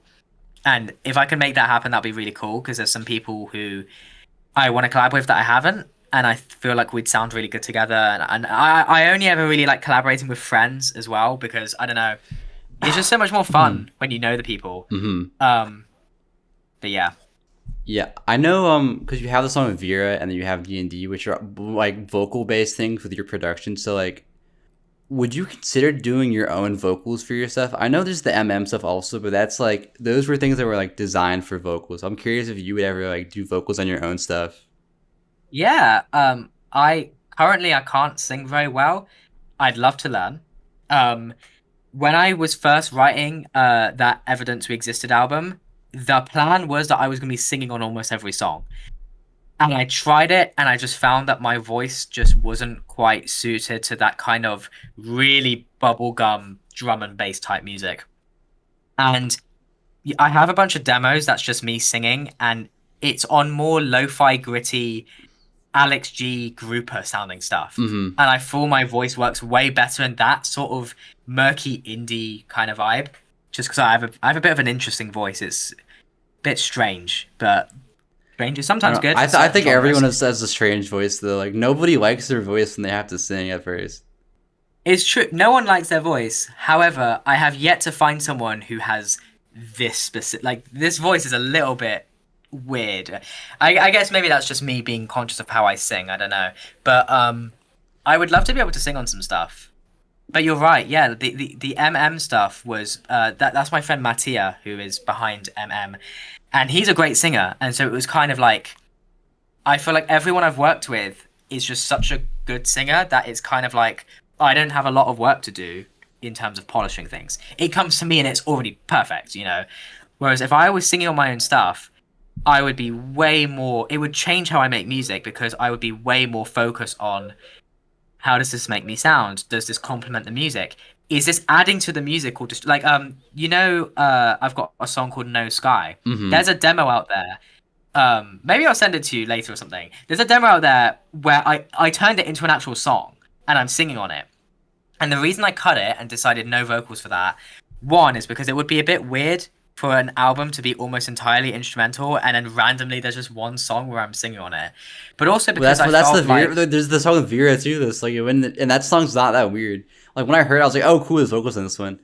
I wasn't like confused why there yeah, were. It but was just Vera like a sounds cool extra thing. great. It's true. I guess I don't know. I think it was detracting from like the synths and the pianos that I'm playing on that song sounded so pretty. Once my vocals were added and there were like a lot of harmonies involved and lyrics and stuff, it was distracting me. Like I was listening and I was only focusing on my voice and forgetting, wait, the backing's really pretty. Why didn't I just focus on that? But one day I will definitely give it a go because I think that'll be really cool. But it's a bit scary to go from not singing on your music to suddenly singing. But then again, like Arca never sang on her early stuff, and now her music is so focused on like her voice is so integral. But what she's able to do with her voice is incredible. Like not only just in terms of the talent, but also the way she manipulates the Mm-hmm. vocals as well. It's just I've never heard something quite like it, and that's why it's so cool. But yeah, I think artists that have like unique voices though are my favorite artists though, because like I feel like it makes their stuff stick out a lot more. Because like I know my friend Cameron Scholl, for example, who I worked on that project with. So I don't know why I was saying like you didn't know who he was, but Yeah, you talked to me a lot about how he doesn't know like what to do with his voice because it is pretty unique, I would say. But that's why I like working with him so much because it stands out from like what everyone else does. Because like nothing else sounds like what he does to me. yeah, that's true. I think for me, I listen to a lot of really good singers. Like I'm a really big fan of like Aretha Franklin, and when I listen to her music and I think about the power and technique in her voice, it I don't know how to explain it, but it's like I know that that should not be the goal to Mm. have a really powerful, amazing voice, right? But sometimes I listen to like just really incredible singers and I think to myself, oh my God, this is so emotional. All music should sound like this. But Mm-hmm. that doesn't always work actually, because like there's a lot of you're right, there's a lot of songs I listen to where the singer technically isn't like an amazing vocalist, but it works. It wouldn't work if it was an amazing, but it wouldn't work if it was someone who had an incredibly strong voice. The more pared back vocals work Yeah, better, that's like how I feel with "Frailty" by Jane Remover. I feel like if she had done it with like her census designated vocals, like it would sound so weird and it wouldn't work. But yeah, even though she's technically like a worse singer on that album, it fits a lot more to me. yeah, I think you're right. Jane Remover's so cool. She's got a venturing album coming out later. Is it this I month? think it's Valentine's Day Or comes is it out. March? Oh, I didn't even clock that. That's really cool because I'm a really big fan of her Oh and wait, just this is gonna how, come I've out the been a day fan. after that's out, actually. Whoa. So who I mean, I've only heard two of the singles so far, but both of them were two of my most listened to songs last year because I know a lot of people didn't like Census Designated, but I loved it. And I mean, I love most things she does, to be honest. I think she's incredibly consistent in what she does, even though she works in so many different genres and so many different aliases. But I Census Designated, when that came out, that's all I listened to for like 2 months straight. So anytime she returns to rock music, I'm there for it because I really like it. And I think like it's interesting because I wonder if like because I find that even when her music is incredibly intense, it's always really sentimental, and that is a lot of people tell me my music is a little. Sometimes my music's a little bit too sentimental, and that's what I'm trying to dial back for the next projects and go into some territory I've never gone on before. That's less sappy, but I don't know. When I listen to something and it's really sentimental, but in a way that's convincing and sort of like I don't know. You listen to something and you just think to yourself, even though this landscape is so harsh on the ears, the melodies and chords are just like God, what's that song? Was it video? It's on Frailty. It's on Frailty. Hmm. It's Can You Tell? Can You Tell is my favorite song on Frailty, and it's like I don't know how to explain it, but that chorus, which doesn't even really have vocals apart from the sort of chopped up vocals in the background, I find the chords that she has chosen really emotional. And even though it feels like this incredibly loud sort of like you could play, even though there's not really drums for most of that song, you could play that section in the club and you'd get people going, "This sounds huge." Like I wonder if she thinks about music the same way in terms of like whatever chords she picks. Like when I listen to that kind of music, I just think to myself, that's so beautiful. And I wonder if she sees her in music the same way. I don't know, but Oh, have you ever watched the Frailty like breakdown video? I haven't. I've heard. I know it exists because whatever the last song on that album is, I feel like I saw a clip from that, but I haven't seen the whole thing. Okay, because there's so much stuff that she does where it's really interesting because you would think there's a lot of thought put into it, but there's not. Like for example, like Home Uh, Switcher. You know how Kamo's like vocals are like repeated on that song and it's like the exact same thing? yeah, Because we yeah, sent a demo yeah. and she just built the song off the demo we sent. Like she didn't even have the acapella for that, which is crazy. And then like for Your Clothes, you know how that song has that really cool chord at the end of the progression? Yeah. That was a mistake apparently. Like She played the wrong chord Oh. and was too lazy to fix it, and that's why it sounds so like unexpected. And it's like you would. I thought there was some like because when I heard the first time, I was like freaking out because I was like, "That's so cool! How did she do that?" And it was just an accident. So I feel like sometimes it's just kind of natural how stuff turns out. Yeah, I can relate to that because half of the songs on my last album were just instinct. Like Lilac, which was like the lead single for that album. I wrote that in like a day. And obviously you spend months after that perfecting the mix and the master. Even though if I would go back, I maybe one day I'll remaster that album because I think it deserves a better master. I think at the time, I don't know. When you mix and master your own music, sometimes you can like over listen to something to the point where you get ear fatigue Mm-hmm. and then you start ruining your own mix. Yeah. And I never get that when I master other people's music, but when it's my own, I find it really hard. But that song was made in a day, which is crazy because it's just kind of like it was just a thing of I happened to find an arpeggio that sounded cool. I just developed a little bit. I thought, well, what does this need, right? If I was in a club and I was expecting this song to go in a direction, because that was meant to be more of like a more energetic song, what direction would I want it to go in? And the next thing you know, you've got this finished song in front of you. And then you have songs like I've got a song called Axolotl Lullaby, which is one of my favorites. That song took so long because most of it was done live in one take, and it was I'd made this patch in Serum that as I was playing the synth, basically I'd set up the ARP function in Logic so that I was just playing the chords and these arpeggios would be made, right? And so that sort of like arpeggiated sound that you hear throughout Axolotl Lullaby, all of that was done live in one take because as I was playing it, loads of automation was being controlled by LFOs and sort of like changing over the course of the 3 minutes of the song. So every time you played it, it was different. And so what ended up happening was I would play it and then re-export it and re-export it and re-export it until I had 20 different versions. And then one of them, I was like, that's the one right there, where I listened to it and just the automation, certain things happened that did not happen in the other takes. And I think that's kind of how Autechre make their music. They will loop something for an hour while they're cooking and cleaning or something. I think I heard, and then something will happen that they set up the machine to do. That they go, oh wow, I didn't expect it to do that. Right, that is the point where we snip that and that makes the song. So yeah, so basically my music either takes way too long to make or way too short to make. Yeah, That's how it is for I me. feel like That's how it is for me too. I end every question by going, but yeah, because I'm like, oh, I need to let you know that's the end of my thought. Oh. But yeah, I was also wondering because it's such a long title. Where did the album title idea come from? um, I don't know. That was the first thing that happened. The first thing that happened before I even started making the music was I came up with that idea as, oh, that would be a cool album title, and I just wrote that down. Coming up with just cool track names and album titles seems to be the first thing I do. Like I've already done that for the next project. Though again, I have like 20 potential song names. Who knows what will make the cut? And Mm-hmm. I might not even do that process for the next album, but that's just what I tend to do. But I think at that point I was watching a lot of films and reading a lot of books to do with memory and sort of like or like playing loads of video games to do with memory and just sort of like I don't know. I was really just enjoying my friends and putting snippets of my friends in different songs and stuff like that as a sort of tribute to like, I'm so grateful I've got so many cool people in my life.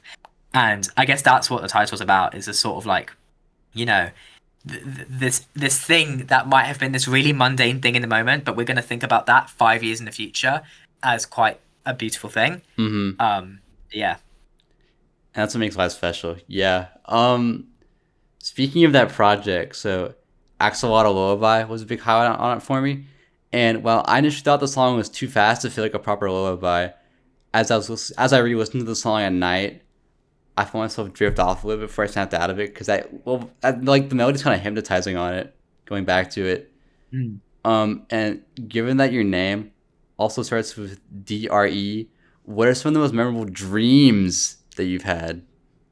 Wow. I'm the kind of person who I struggle to get to sleep at night because my brain is always on.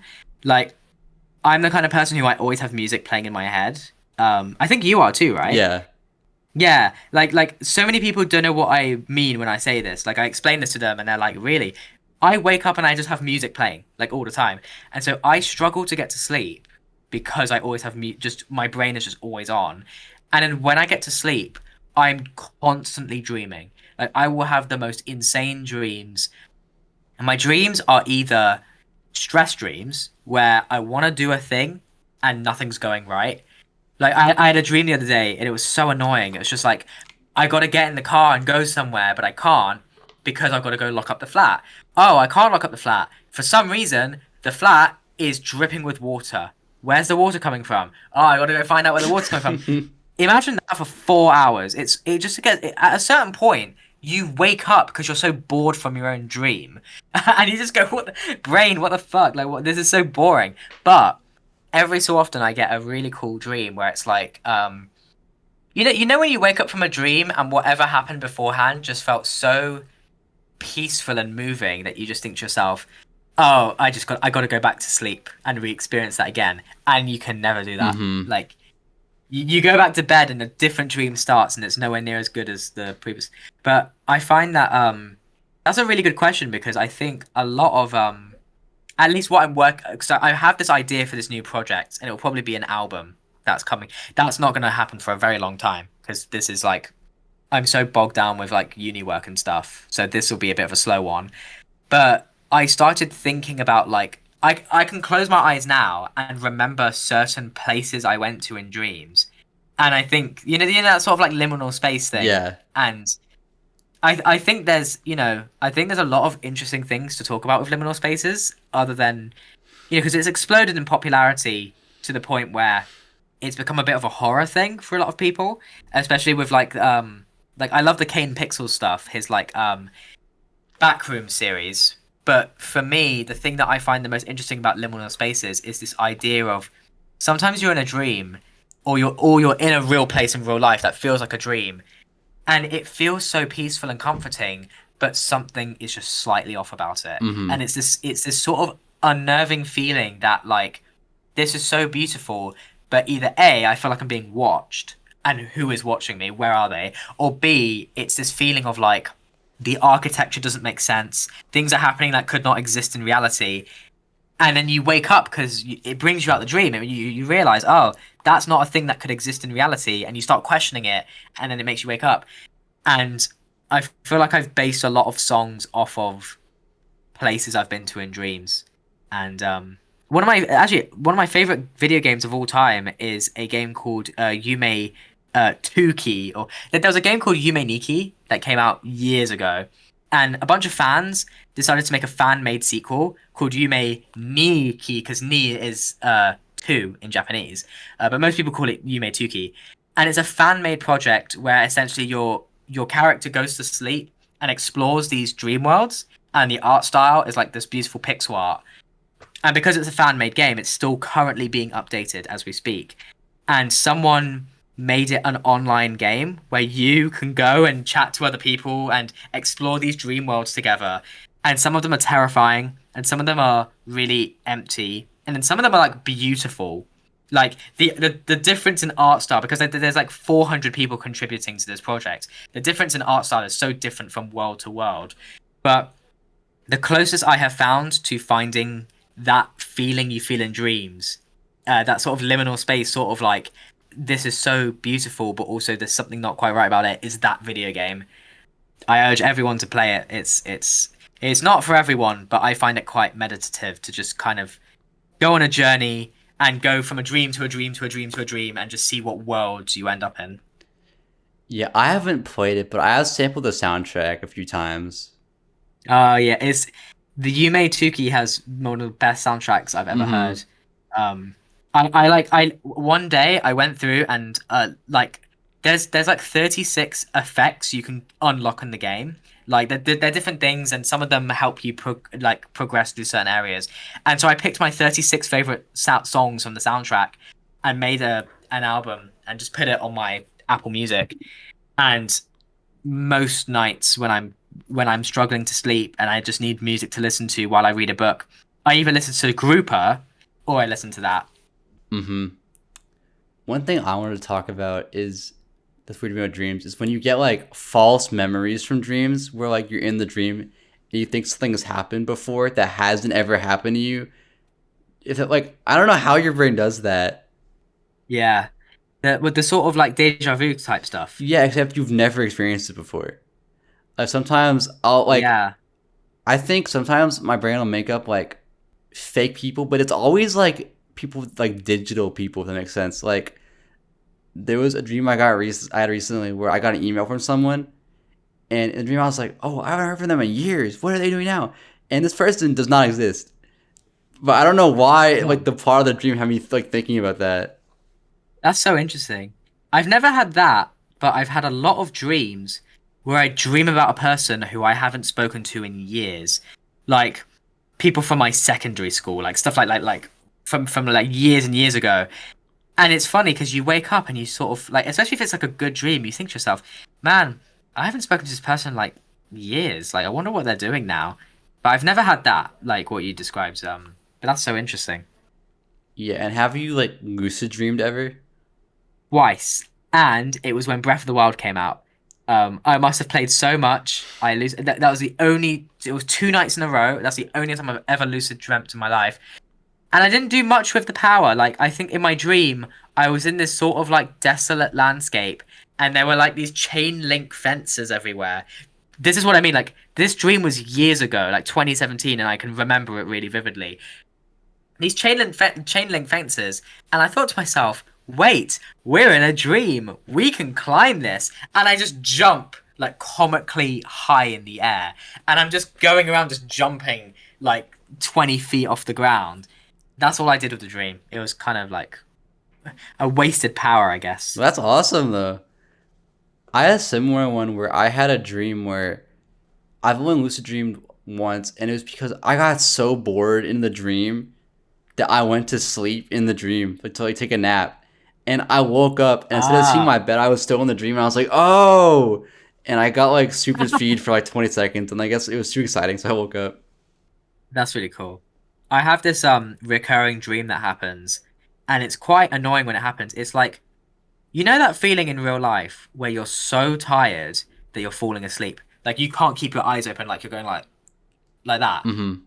Dreaming that. Like in my dream, I'm so tired, I'm falling asleep, and it's really scary because I will be somewhere in my dream, and it's like every time I close my eyes, everything's changing around me, and I'm like, how long have I been asleep? This is crazy. Like I'm not somewhere safe like my home. I can't. I like I'm in the middle of nowhere and I'm like falling asleep, but it's all happening in my dream, and then I wake up and I feel exhausted, and it's just like I have a few friends who I've spoken to and they've all said, yeah, I have the same thing where in my dream I feel so tired that I fall asleep in my dream, and I think it's because we're all just perpetually tired in real life. I've never had that. That's so interesting. I think another like phenomena that I've had. This when I was really little, but in my dream I was like on a train with my grandparents for some reason, and there was this bear like all dressed up in like a suit, he had, like a top hat on, and, like a full suit. But he bit me and it hurt, and I woke up and my hands were in front of my face like this. Oh, that's crazy. It's funny because I swear in dreams sometimes your brain can fake a feeling that you've never felt before. Like I've heard stories of people, and I think this probably happened to me when I was younger, of like I don't know, like you get your hand cut off in your dream, and your brain fakes, oh, this is probably what it feels like, and you feel this burning pain, and then you wake up and you can feel that pain fade away because it's something that your brain has just entirely made up. But that's great, yeah. Yeah. Oh, one thing I had this dream recently also, but there was like wind in my dream. I realized like I've never felt like wind in a dream before. Like Ah, think about it. Have you felt like temperature in a dream? Do you think about that at all? no, I think one time I think my dream was insane, and the way that I was convincing myself, no, this is real life, is that I pinched myself, and in the dream it felt like I pinched myself. And then I said, I can feel the wind on my skin. This is how I know it's real. I was dreaming, it was not real. That's the only time I've ever felt that. So one time when I was younger. But yeah, you're right. That's such an uncommon thing. Yeah, I don't know. Like I've heard that one way to tell you're dreaming is that you can't read in dreams, but that's not true. Like I've seen that a lot, but like I have a lot of dreams where I can tell that, like I remember text really vividly. Yeah, I can never run in dreams. Every time I run, and I can never scream. Have you ever screamed in a I dream? don't think so Um, actually. Apparently, there's been times where in my dream I was screaming like, nah, like how, and like either my family or my friends are just like, you're screaming in real life, but in my dream, all that was coming out my mouth was like, you can't scream. And yeah, running in dreams is weird as well. Like, but that's like really common. I think a lot of people have said this. Like, when you like, I almost got hit by a bus in my dream, and I was running, and I could only run in slow motion. But that's just a really common thing that happens to most people. Mm-hmm. Another really common thing that happens to every guest that I interview on here is I play rock paper scissors with them, and unfortunately, I lost to Stay Widow, who is the last guest that I had on. So I need to reclaim my honor now. And this is gonna be a little weird because for full transparency, this is me and Dreeks' second time recording this, and I won't say what happened in the last times, but we'll just see if this keeps the continuity of what happened in the previous one or not. Wow. But would you like to play rock paper scissors best 2 out of 3? Yeah, let's do it. Okay. Rock, paper, scissors, shoot. Okay. Rock, paper, Yeah. scissors, shoot. Oh. Well, I feel this feels like cheating though. It doesn't feel right. Yeah. So Do you want to explain what happened last yeah, time? so in the last one, it was a pretty long game if I remember, but Dreeks beat me. But unfortunately, and I've learned my lesson, but I ended up losing the file for the interview, which is why we're re-recording. And I've changed some of the questions a little bit, so it's not the exact same. But if you've noticed that some of the answers feel like, or some of the conversations feel like a little like off, like that's probably why, because we've already said a lot of these things before. But It's funny because this interview has turned out so differently to the last one, though. yeah, Like, because we still have the timestamp of what exactly we spoke about. And we've spoken about completely different things this time around, which is pretty cool. But yeah, the last rock, paper, scissors was funny because we kept drawing, like, over and over and over again. yeah. So I don't know if that's because I just subconsciously like knew what you were gonna do this time, and that's why. But Yeah. Thing is, I usually always pick rock. And so I thought, don't pick rock. He's gonna know. So. so yeah, I beat you this time, but does it feel earned? I wouldn't say so. I've had this idea for I've been doing these interviews for a year, which is coming up pretty soon, where I like rank everyone's like rock paper scissors performance. But I would have to bump you up a bit for yours because like this isn't fair. Because it looks like you just lost outright, but that's not true. So I completely lost. Yeah, yeah. In the other one, it went on for a full 3 minutes. We were both going rock paper scissors dung, rock paper scissors dung, rock paper scissors dung. It went on for ages, and then eventually I won. But I'm not a competitive person. You can take the win. I don't feel offended whatsoever. sometimes I get a little mad when I lose, but it's only because I want to keep my streak going. Because my long streak has been 4 people, Ah, so I've gotten to 4 people like twice. So that fifth one always that's cool. hurts. One day, the fifth person, and that fifth person will be that'll be an interview to watch. Hmm. Yeah. To move on though, so one of my favorite songs off your 2021 album, Until It Falls Apart, was the song Blue Icarus with its super cinematic feel and skittering drums. And while the blue Icarus is a butterfly, the story of Icarus was someone who flew too close to the sun. So, where's the times that you've been like carried away with something that you've since learned from? Oh, that's a really good question. That is not a question that was in the last interviews. That's Yeah. really cool. Um, oh, I need to think about that because the reason I called that song Blue Icarus was literally the album was done and I had not got a song title for that, and so me and my friends were just brainstorming what sounds cool, and then I was talking about Icarus and how the melting wings of an angel, and I just saw I don't know Blue Icarus, Pink Icarus, Green Icarus, and then eventually yeah, blue was the one. Um, Getting carried away. I don't know. I do everything perfectly. Um, I don't. But I guess that's a really tough. I mean, can you think of a recent example for you? Yeah, I think for me, I've learned that I'm like a workaholic, which I think should be a good trait.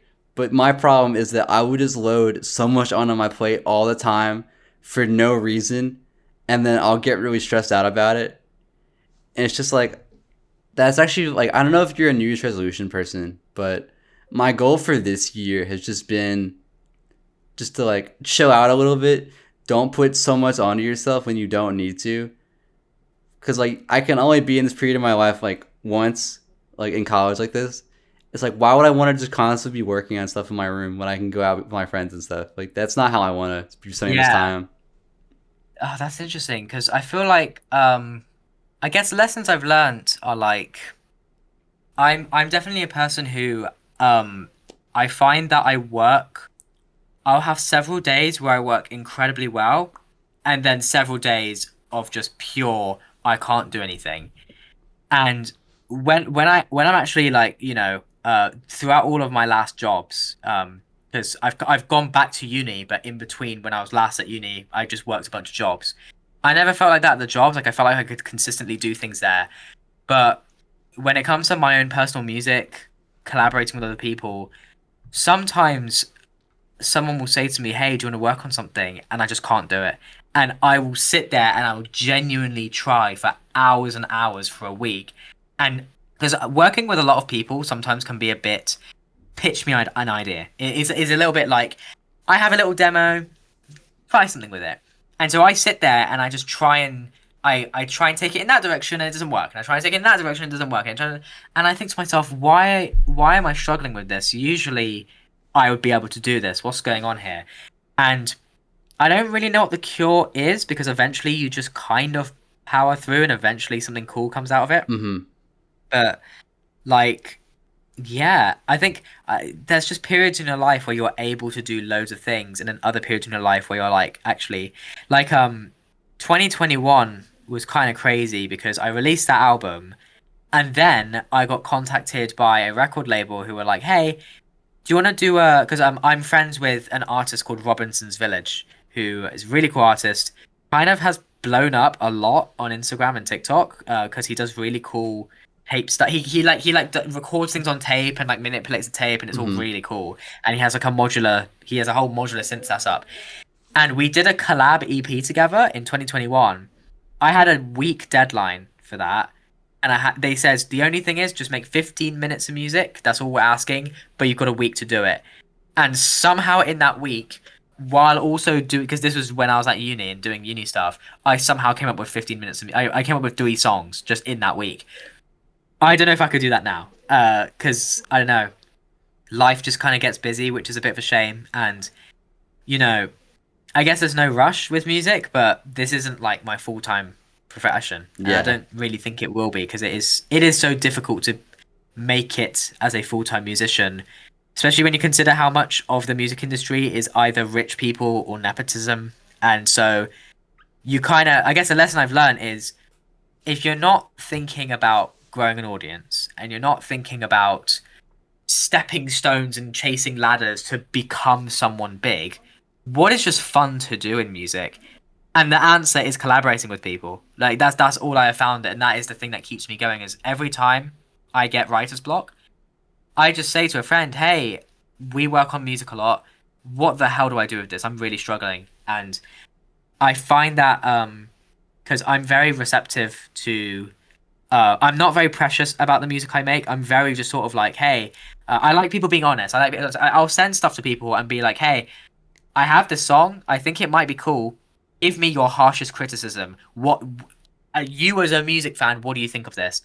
And people say to me, actually, yeah, there's certain sections of this that are lulling a little bit. You need to do you maybe cut that bit, and I think that's cool because you know, music is dialogue, and it's kind of cool when you have this idea for a song, and it's a good idea, but it could be a great idea, and having people's feedback actually really helps. Like, Until It Falls Apart, which you brought up, is an interesting one because I think. I I struggled to listen to that album just because I don't know. It took a really, really long. That was the album I released after years of writer's block, and I spent way too long on it. And some of it sounds a little bit pastiche to me. Like, there's some songs there where you can clearly tell I'm trying to do what other artists are. Like, there's a song on there called "Goodbye Planet," and it's because I was listening to the Donkey Kong's country soundtrack a lot of the time, and so I just wanted to make a song that sounded like it could go in Donkey Kong Country, and it's a fine song, but the original soundtrack is like a masterpiece, and it's like so I you know, but what I learned is because I think I got a couple of like kind of mixed and negative reviews of that, and I agreed with the reviews. Like one of the reviews said, because I like reading reviews of my own stuff because I like seeing, what do people think about this, and I don't really take things personally because Mm. I don't think I don't really think you can have a big ego in music. It isn't conducive to a good working environment to have a big ego. And you can always take feedback in whatever profession, as long as the people are coming in good faith and actually engaging with your work. And someone left a review that was like, I'm going to be honest, every time I thought this was doing something cool, it would just be ruined by these really sappy, sentimental pianos. And I thought to myself, wait, no, that's true. I know what they're talking about because I was struggling to develop this song. And so I just relied on on a trope, which is to just put some sappy pianos into it. And so for the next album, I made sure to think carefully about if I'm going to develop this song, how am I going to change this? I don't want to just rely on tropes. And then the listener is listening and getting frustrated because I just don't know how to resolve or develop a song. So that criticism actually was amazing. It really got me to think carefully about why I'm making the decisions I'm making and to not just rely on an old trope every time I get stuck. Hmm.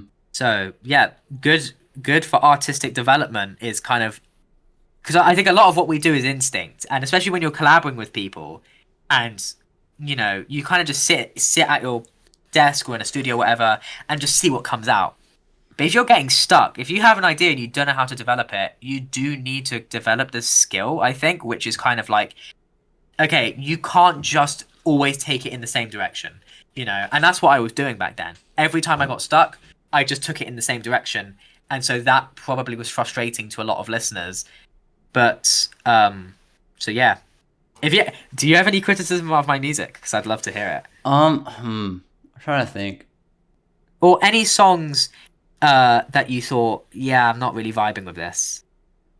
There have been songs just that I've like outright disliked, but I think one that I've had is that I feel like I guess sometimes the songs feel like they're maybe longer than they need to be. Yeah, that's true. Like I would love if like I think that's why I like D&D so much because it has like these great ideas and they're condensed in these like 3 minute songs that are really easily like digestible, easy to go back to. So it's hard to listen to some of your other projects where they have these really long songs in them where they're Yeah, great, but it makes me not want to listen to as much just because they're long. I feel like the ideas can maybe be condensed into shorter time frames. yeah. That's probably the I think that's main something I've definitely. critique I'd have. Yeah, I feel like that is something that I thought of as well, where like there's a couple of old songs of mine where the song goes on for really long, and I think at the time it made sense, but looking back on it now, it's like this crazy 10-minute long ambient song that I'm planning for like a future project. It is constantly changing, and there's different sections, so it's not the same thing for Yeah, 10 minutes straight. But then it's interesting because I don't know if you've listened to do you know Ethel Cain? yeah. She's got a new album called Perverts, and it's all I've been listening to this month. I think it's incredible. And it's interesting because I think a lot of people aren't a fan of it. And I guess because I'm a big fan of dark ambient type drone type music, I find it quite amazing. But it is a thing of like there's a song on that album that's 15 minutes long. And the first time I listened to it, I thought, why is this 15 minutes long? That is such a specific number for you to have landed on. And the portion of the song that is like an actual like song at the start ends after about 7 minutes, and then it just becomes a drone for the next. And I did think to myself at first, why 15 minutes? That's such a specific like what. And then when I was coming back from the KG Farmer show, I was on this train from Manchester. I had to go from Manchester all the way to London, and then London all the way to Brighton, and all the trains were messed up. I was stuck on this train, and it was a really atmospheric, empty carriage. I was the only person in the carriage, and looking out the window, it was really snowy outside. And the song comes on, and I'm just sort of looking outside and looking at the snow and looking at my phone and reading a book. And the next thing I know, the 15-minute song has ended, and I didn't even realize it had been 15 minutes. And I'm like, wait. At first, I wasn't sure about this song, and now that was really good music to just soundtrack this moment. So, yeah, it's interesting because, yeah, sometimes though, I feel I have the opposite problem where I will love a song and it's 2 minutes long, and I think, oh my god, if this was 4 minutes long, Yeah. like there's some songs I've listened to where I think that is a perfect song, but God, we could have repeated that chorus one more time. You know, like that chorus was there and then it was gone in 3 seconds. Like that could have happened again. But it's always interesting because yeah, you think to yourself, things like times are so specific. Like there's a reason why the artist made that song that time. Why? And getting into that is really fun. Yeah, I actually listened to Perverts because I saw that you've been like posting about it recently. So like, Yeah, and love I it. love Amber Waves off that project because that's like an 11-minute song. But I've just been walking around like campus to it at night, like after dinner and stuff. And it's like I do not like realize how long the song is because you just get kind of put in a Yeah. trance and it's over. I've been listening to that song almost every night while reading, and because I like reading, but I feel like a lot of the books I've been reading lately, if this happens every winter, I'm reading a lot of horror books because I love horror. I love horror films. I love horror books, and I find that that's why I tend to listen to stuff like Ethel Cain or Grouper. Is kind of like, or I have a playlist which is like stuff that could be in like a David Lynch film, and I find that like I don't want to listen to like horrifying music, but I want to listen to something like Amber Waves, which just feels quite lonely. But yeah, you're right. That song's 11 minutes and you don't feel it because I feel like the song changes a lot. Like these really heavy guitars come halfway through and change the vibe of the song up. And so that's kind of like your reward for listening for that long is like, oh, we're switching things up now. Here's the same melody you heard before, but now all of the underneath is much more developed, and that's really cool. Yeah, and then like to bring up like Jane River again, like she is so good at doing long songs. Also, like the Sense of Destiny like Yeah. title track does not feel like 6 minutes like whatsoever. It feels like half the length. And same thing with like video or like contingency song. I think Yeah. what was the song called? There's one that I think does feel too long on that album, but it's like the only. Is it not Backseat Girl or the one that comes after No, that? idling somewhere. Yeah, that one feels like it's 7 minutes long to Oh me, yeah, yeah, and I get yeah. kind of bored with that one. But the rest of the album, even though the songs are pretty long, you don't really feel their length. The only song that I've switched out is I have the old version of Cage Girl as the intro instead of the new version, and I think the new version's good, but the 2 minute original single of Cage Girl, I think that's one of my most listened to songs in my life. Like I think I must have listened to that song like 700 times since it's come out, and it's a short song, but it's so like I know that like the new version that she made is more technically accomplished. It's better mixed, the vocals are better, the lyrics are more developed. But that 2 minute demo, what it is doing, it's perfect. I would Hmm. not change a thing. And I'm sure she might feel differently and she might feel like, that wasn't my best vocal take. But to me, that was the soundtrack to well, I don't know what year did that come out? Because it came out 2022. way before Census. Yeah, the whole of 2022, every month I was listening to that song repeatedly. But yeah, all conversations lead back to Jane Remover. Yeah, I like the album version, but I also thought that she was kind of like doing too much on the vocals at some parts. Yeah. Although I think for me personally, I prefer the original version of Cage Girl where it was kind of like digital sounding a little bit. Oh yeah, I haven't heard. I remember listening to that version, but I haven't heard it in years, so I don't remember how it sounds. I think that's my favorite era of her music was like the original Cage Girl and like Dust Bowl cover era of her stuff. Oh Like yeah, it's weird because I think It's a Vicious Cycle is like the Jane song I go back to more, but I think Dust Bowl Cover is my favorite song by her. Even though it's not like her song technically, the way it makes me feel is like unlike anything else. I think it's better than the Ethel Cain song that it's like doing the cover of. Yeah, and it's funny because the Ethel Cain song is a demo, and I have some insider tea because I'm friends with someone who personally knows Ethel Cain. She is the next thing that she's gonna drop is gonna be like a B-sides album of all the songs that didn't make the cut for Preacher's Daughter. Part of the reason is she wants to be independent again. She's trying to get off like she's owned by a publishing company and she kind of wants to get off them, which is why Perverts is labeled as an EP. Not because it's an EP, because contractually she owes the label an EP. So that's why. And she owes them another album, and the album will be the B-sides. I think I might be wrong, because I don't know for sure. But I wouldn't be surprised if the final version of Dust Bowl ends up on that B-sides album. So you will have the Ethel Cain demo, then the Jane Remover one, and then the final officially released Ethel Cain one, which will be really cool. But yeah, that'd be awesome. So Hidden Driveway exclusive info on here apparently, if that turns out to be true. Yeah, I mean, who knows? Because I was told that information a while ago, so I have no idea what songs will be on that album. But I know for a fact that that is why Perverts was labeled as an EP. Is it was a contractual obligation, as well as it not being tied to the law that she set up with Preacher's Daughter, and that is a law that will continue once she's independent again and off her publishing company. Okay. Moving on though, we've been talking about your discography throughout this interview, but one that I think is an unofficial album of yours is MM's debut album Alter, which is entirely produced by you, and it's super cool seeing you approach your production in a different way. It's like designed for vocals, and it's very clear that collaboration in general and community music is a very important thing for you, especially because you made the Dreeks and Friends compilation, and then you've been involved with MUTANTS Mixtapes a bunch.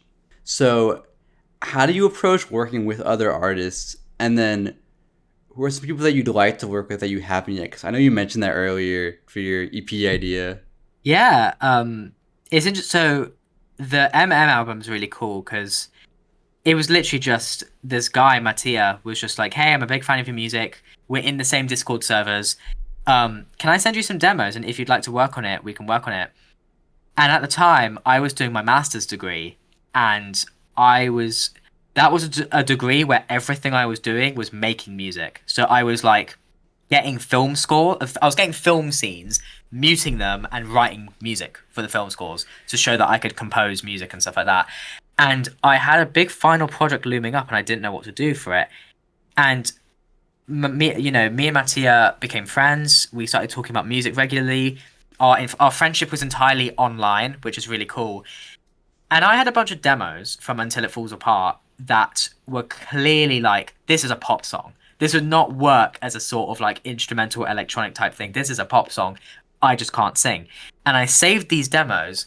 And then I got an a cappella that Mattia had sent me, put it onto one of the demos. And it was like, oh my God, this is a perfect match. Your voice perfectly complements this instrumental. And he's really talented. He can speak French, Italian, a little bit of German, and English. And we decided he wanted to do the album entirely in French. And I was like, cool. I don't know a single word of French, but that sounds really cool. And so I got to learn a lot about, a lot of what I know about vocal production and treating vocals, mixing vocals, and inflections and stuff like that comes from listening to hundreds of takes he would send me.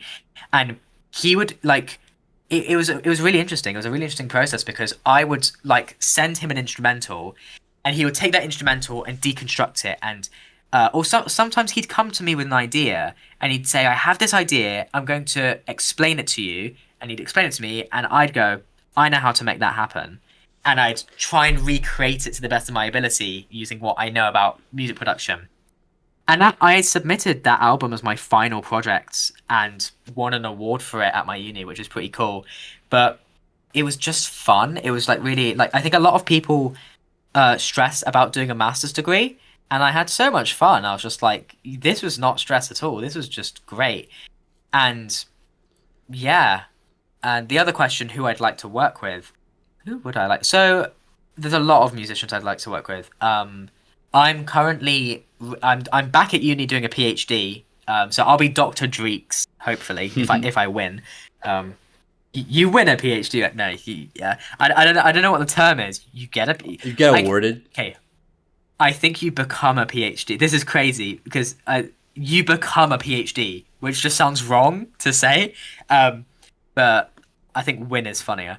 Um, and I'm investigating collaboration, particularly things like Mutants Mixtape, and sort of investigating communities of trans and non-binary musicians collaborating online and making music together.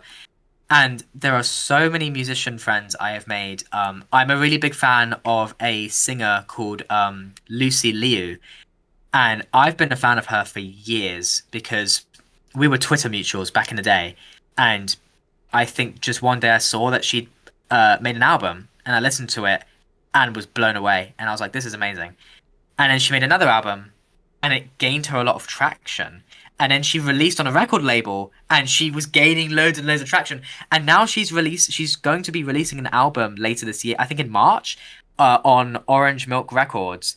And all of her early music is much more ambient, electroacoustic. Sometimes she's an amazing voice, and sometimes she sings, but sometimes she doesn't. Like her really early music is like really disturbing sound art, text to speech, narrative stories with electroacoustic ambient music, and it's really scary, and I love it. But now she's also making like just straight up like vocal music, which is amazing. And I think she's one of like I often like post her music to my Insta story and say she's one of the most important artists working today. And I genuinely mean that because what she's doing is just so unlike anything I've heard. It's so interesting because she's one of those artists like me who lives in the world of pop but also in experimental music. She's inspired by singers like Mariah Carey, and that comes through in her voice. And so some songs are just straight up like R&B tracks that she makes, and like these beautiful ambient pop songs that she makes. But then she's also has these really experimental this background as well, which is really cool. It would be a bit scary to work together actually because it's a bit like, oh God, what would we make? But I think we could make some cool stuff together.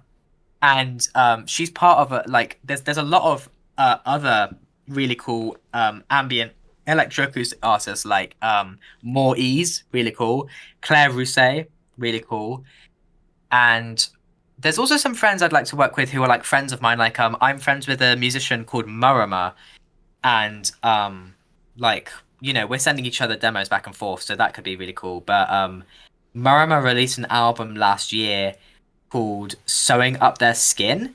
I would really recommend you check it out. It is really cool. It is impeccably mixed and mastered. Like, I don't know how they do it. It's like perfect. And it's one of those albums where I would struggle to describe what genre it is because every single song is like it feels really cohesive, but it's so you can't box it into a genre. It is a million things at once. There's drum and bass on there. There's like metal, like screamo stuff on there. There's so much going on in there. There's like these really beautiful indie tronica moments as well. And Murama works a lot with BPIV as well, which is really cool. And yeah, there's so many musicians I'd like to work with. And I'm young. I have my whole life to work with loads of amazing people, hopefully. Plus, there's so many artists you probably don't even know exist yet that you might want to do stuff with in the future. So Yeah. yeah, it's like I think collabing, especially with other producers too, is so cool because like they can take your sound to a place you would have never been able to like by yourself, which is awesome. Yeah, that's so true. And collaborating kind of reveals things about yourself that you like. It brings things out of you that you didn't know you could do. Like when I collaborated with Florelle, and that was during the period of time where they were making a new song every single week. So Monday I send them a demo, like a 3-minute demo, and we're just passing this demo back and forth, adding stuff to it. And because we only had a week to work on this, it was crazy. It was just like the next thing I know, within 2 days' time, 400 different things had been changed about it, and it was great. And it was just like, oh, are we happy with the changes? Yes, this is all perfect. Keep adding more. Keep adding more. And then I think the last thing we did was I did like a sort of synth solo at the end of that song as well. That was really cool. But it's cool because everyone I've collaborated with has a different style. And so part of the job as of a producer, I think, is to be really malleable and to really like make sure the artist is in a safe environment where like sometimes I work with musicians who are talking about some pretty serious themes in the lyrics or trying to work through some really difficult stuff. And so you're providing this sort of like really nice space for them to exist in where they're able to do that. And you're creating the space where there's no judgment. You know, if a singer sends me a take where, you know, they're not hitting the notes very well, there's no judgment because I know what their vision is. And my job as a producer is to help them get to that point where they're able to execute what they want to execute. But that's more like producing work where you're kind of coaching someone almost and you're sort of like trying to bring out the best of them. When it's a collaboration, it feels even cooler because it's kind of like, oh, we both have very different perspectives. Let's see how these perspectives align. Like you have these interests, I have these interests, and there's a little bit of overlap, and that's really cool. Yeah. Yeah, and then so you actually mentioning your PhD work a little bit before. I think it's really awesome that you want to do more research on trans slash non-binary artists in online communities, especially because like, and this wasn't intentional, but a lot of the artists that I've interviewed are trans, and it's just like there's a lot of stuff to cover there. And it's really cool and interesting. I'm also passionate about myself. So, would you just like to talk more about the research you're doing? I guess what you hope to find from it. Yeah. I mean, it's interesting because before this, I was just doing a lot of admin and project management jobs just because, you know, you need to pay rent. And a lot of a PhD is project management. Like what I've been doing these past couple of months is like applying for funding and kind of convincing everyone this is how I can get this done in 3 years' time, and you know, and sort of setting up the systems that will help me. Like, you know, like I can't believe I did my master's and my undergrad degree without considering this, but even just like having a really good workflow so everything makes sense. Like I have this program called Zetera now, and any PhD student is like, yeah, I know what Zetera is. It's like you can put all of your sources in there, and it just makes the citations for you, and it does the bibliography for you. And it's like, how did I live my life not knowing this existed? But so these past few months have basically been me figuring out what questions am I actually asking. And I don't know if I can say too much about it just because it's still very early stages and I have to kind of become an expert in what I'm writing about in terms of like ethnomusicology. I'm going to be interviewing a lot. My main primary mode of research is interviewing musicians and asking them questions. And that requires training. I need to make sure I'm a good interviewer. I need to make sure that I'm asking the right questions, that I'm guiding. Basically, I need advice from you. How do I become a good interviewer? Because that's what I'm going to be doing. And I guess a lot of what my research is on collaboration and specifically the kind of spaces that can be created online that, you know, are not afforded in real life. And it's another thing of like music journalism is in a really weird space right now where so many magazines are getting shut down because of merging and companies going bust and sort of like just late stage capitalism things. But so many of the avenues where trans and non-binary musicians are able to say, oh, this is my music in my own words and talk about it and have first-hand accounts on, you know, ethnomusicology and stuff like that. There's less and less avenues for that now because social media platforms algorithms are changing, and worse than ever. Music magazines are getting shut down, and I would love there to be a future where, like, in 40 years' time, I want, you know, if the world is still spinning, I want whoever's living in that time, I want them to know what it was like to listen to Jane Remover. Like what it was like to be in this moment right now in time. What music is coming out right now? We say it was What are evidence people that you saying about it? existed in that moment in time. Yeah, yeah. Because it's like, I think documenting is really important. And it's the thing of, there's so many websites that are going down now that haven't been restored by the Internet Archive. And I don't know, I get really concerned about the thought of like in the future what information will be lost and what nuance will be lost because so much of history has been written with such limited perspective, especially when you look at biases in history and how certain narratives are constructed, and it turns out those narratives actually really didn't understand the context at the time and stuff. So I think that's all I can say on it right now since it's so early days. But I'm enjoying doing a PhD more than full-time work because, I'm good at the jobs I do and all the jobs I've had since uni, but I don't know, this just feels like this is where my skills lie in like, the more Mm. creative. I don't think I could do a job again that didn't require me being creative. And I know that a lot of what I'm doing right now is project management because I'm literally designing a research project and that is what I'm proving, right? But there's creative problem solving every day. I have 3 sentences to articulate to someone what my project is. That's creative problem solving. Breaking that down, writing those 3 perfect sentences. I could not go back to doing a job that's just like data analysis or something. Hmm. I'm curious, like, do you have examples of like questions you would ask like the artist you're interviewing? Like ideas of what you I would have no ask them? idea. I I have questions that I have told the funding board that it would be kind of like sample questions. But it's tricky because something that I'm always interested in is how something like gender identity affects musical practice. And then I was reading an interview that Claire Rousset did where she just explicitly said, like word for word in the interview, something along the lines of, everyone always asks me how my gender identity affects my musical practice, and the answer is it doesn't. And I thought, oh, but then I thought, wait, that's interesting. And then I started reading more about her perspective, and I was like, this is really cool. This is not a perspective I've actually seen a lot of people talk about. I'd love to be able, if I can interview Claire Rousset, that'd be really cool.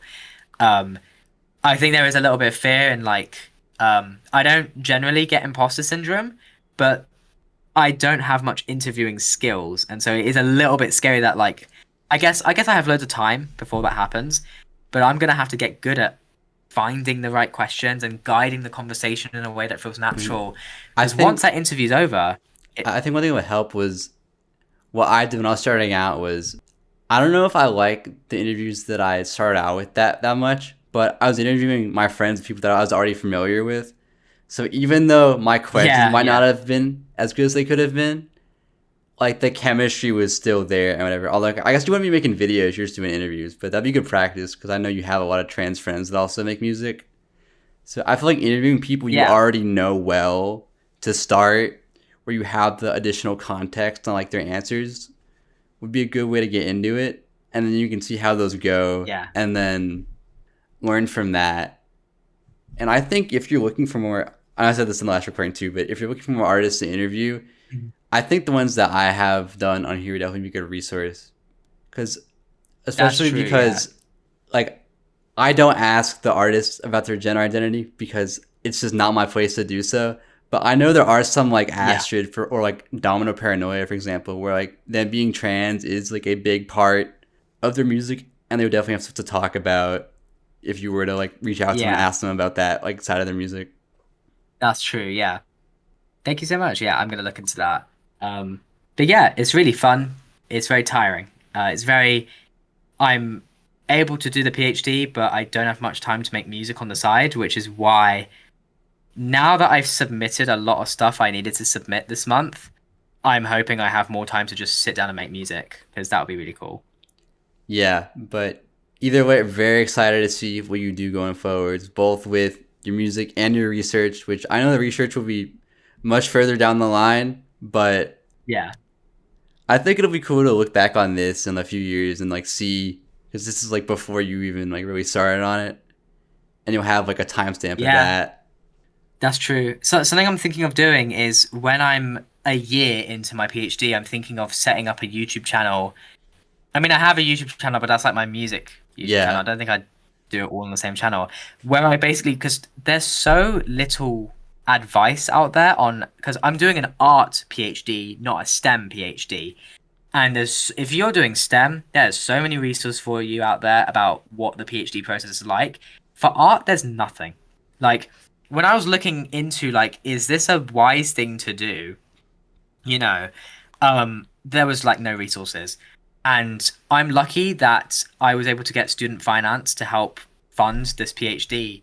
But it's a thing of like I would love to be able to make a YouTube channel where I basically be like, this is what I did in my first year of uni, if this helps anyone. So maybe that's something I'll do down the line. I'll need to figure out how to make that snazzy because I can video edit it and I can film, but I've never really done that before. But maybe I can learn. Yeah, I mean, for these like the editing is really simple. I don't know like what you're envisioning for those videos, but like literally all I do is I put cuts, I put crossfades to like go between the cuts, and then I do like additive dissolves so like, whenever images pop up on screen, and like that's all I do for the editing. It's very tedious because it'll be like an hour plus of me doing that, but like Yeah. that's all I do for the editing for these. So I don't think it has to be super complicated, Yeah, true, yeah. especially because like the people that are doing the PhD are obviously like already really smart too. So it's like if it's more like just you conveying the information like verbally, that could also just like work for like the audience that you're trying to make it for. Yeah. Unfortunately, I'm not very smart. I'm gonna be I am going to be the first stupid person to win a PhD, and they'll all be like, "How did we let this happen?" And I'll be there like, "Ah, I won." Um, but yeah, I'm at that point in doing a PhD where I'm really like, because like I know a lot about music, but I don't know a lot about philosophy, and I'm having to engage with a lot of philosophy that I've never learned before, and it's really interesting, but it is a bit like I constantly have to remind myself like the difference between like, oh, there's epistemology and there's phenomenology and there's ontology. Like there's so many different ology words, and it's like you know that kind of thing where like the thing that you want with a PhD is to get to a point where you are just the expert in your field. And the last thing you do in a PhD is you do a thing called a viva, I think it's called, where, oh God, all the PhD students are going to watch this and be like, nah, that's not what it is. But you basically defend your research and in front of a panel and you talk anywhere from 1 to 3 hours where they ask you hard-hitting questions, interrogating all the flaws in your research, and you need an answer for everything. And so that's the goal is to be able to always have an answer and to really understand and know as much as I can about ethnomusicology and creating music online and digital communities and spaces. And I know a lot in terms of the history. Like I can talk a lot about Mutants Mixtape in this, which is really cool. But in terms of engaging with philosophy and stuff, this is something I've never done before. So it's my tiny little brain is having to expand a little bit, you know? Mm-hmm. Yeah, and it's been a pretty long, expansive interview, but I think it's time that we make it come to a close. So, as the episode comes to a close, is there anything you'd like to give a shout out to? Shout out to all my friends, to everyone I've collaborated with, to all the people I'm currently collaborating with. I'm not going to spoil any secrets there. Um, Shout out to you. Thank you. Uh, Shout out. I don't know. There's loads of people to shout out. There's like a lot of good stuff happening. A lot of bad stuff happening in the world as well, but a lot of good. I feel like in the last interview we did, we spoke so much about the state of the world. Yeah, We had like a whole conversation on generative AI and Holly Herndon, because we were talking about like ways in which you can train AI mm-hmm. with like speech and stuff. And I feel like yeah, we were talking a lot in that interview, but like that was a much more political interview It than what was, this one ended yeah. up being. But that's cool because only you have that information, and so that's like our thing. We had that special conversation. So shout out, not generative AI. Oh, yeah. Also, I want to give a shout out to your teeth as well. I heard that's something you get compliments on a lot. Oh wow, how did you know about that? Yeah, so I went to a Rina Sawayama meet and greet years ago, and as I was walking towards her, the first thing she said was, "You have amazing teeth." And it's funny because yeah, when I was a kid, I had the worst teeth in the world. the way it works in the UK is if your teeth are really bad, you get free dental care up until like the age of 18. My teeth were so bad, I had teeth up here and teeth down there, and it was crazy. And I had to have like 6 teeth removed because I had too many teeth. They said, you got too many teeth, we're gonna get that out. But you know, years of wearing braces and then looking after my teeth since, I have quite nice teeth, and people who meet me often say I have a nice smile. But yeah, that's so funny yeah, how did you know about that? No, that's what VHS told me. Really? Yeah. Oh my god, that's funny. That's really funny. But yeah, shout out to everyone Dreeks mentioned, but also shout out Dreeks as well, because this is the second time that we recorded this interview, and somehow it's even longer than the first one. I don't know how that happened. Is it? Oh my god. Yeah, it's even longer. It's almost 2 hours and 40 minutes for the raw footage. It's just crazy. So we spoke for 2.5 hours last time, and we spoke for 2 hours 40 minutes this time. About like completely different stuff, pretty much. Wow, that's crazy. Because yeah, you listener, you will never know. But the previous interview we did was so, like, should I look? I'm gonna look at Yeah, you can look what at we it. spoke Yeah. about. And then let's quickly, as fast as possible. Okay, let's see. Yeah, we spoke about all of this. It's funny. We spoke about so much stuff, but it was just in a very different order. It just ends up. We spoke a lot about Owl City.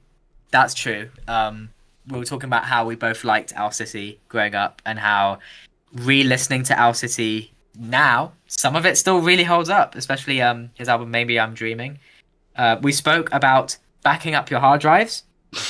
Everyone listening, if you don't have a hard drive, get a hard drive. You can get I wouldn't get an SSD, because SSDs are actually less reliable in terms of actually like you know, if you have loads of photos and music you care about that you don't want to ever be lost, and the thought of your laptop breaking and you lose all that data, get a hard drive. Get them on a sale. I don't know. Get them. Some of them are like, I don't know, 1 terabyte, 30-40 gig. 30-40 pounds for a terabyte. Get it, back up your ship, because you do not want to be in a situation like when I lost all of my Nintendo Switch photos and videos, and I was heartbroken. Yeah, it was almost like foreshadowing. We talked about it too, because I was talking about how the VHS Midnight Style interview I had to re-record, and I was bringing up how we had to redo the rock paper scissors segment, and that just cursed this one. And it was my fault that it happened. Like last time, when it happened last time, it was my fault, but like not entirely, because I didn't know it was gonna do that. But with this time, it was so easily avoidable. There were like 4 things I could have done to avoid losing the file. But I'm very glad I got to talk to you, sit down with you again, and learn even more about you that I didn't already know through this interview. So I guess technically you've been interviewed twice now. I know this is your first ever one the previous time, but Yeah, thank you so much for sitting down and chatting to me. And when that new Venturing Jane Remover album comes out, we will be chatting about it. true, I'm sure. yeah. All Dreeks' links will be in the description down below. So if you don't follow them, go do that. I also have a hidden drive with playlists that's both on Spotify and SoundCloud that has 3 songs from every artist I've interviewed. So if you're not familiar with Dreeks' music and you want a little intro to what they do, I'll have 3 of my favorite Dreeks songs in there. I'll have to figure out what those are, but they will be in there. And yeah, is there anything else that you'd like to say? I don't know. It's late for me. It's 10:43 p.m. this evening. I'm probably gonna read and listen to Ethel Cain Perverts when this is done. Mm-hmm. My brain's frying a little bit. It's been a lovely conversation. It's been nice to chat, and it's going to be interesting because there's so much stuff that we haven't even spoken. So much stuff that we spoke about last time that didn't come up this time. But maybe some mysteries are best left unsolved. Yeah, it's like only work. Like I am really sad that we lost that, because that interview was awesome, but this one was too. But it's like only we're gonna know about what was lost in that one. Yeah. I think I spoke a little bit more about being from Cyprus in the last one.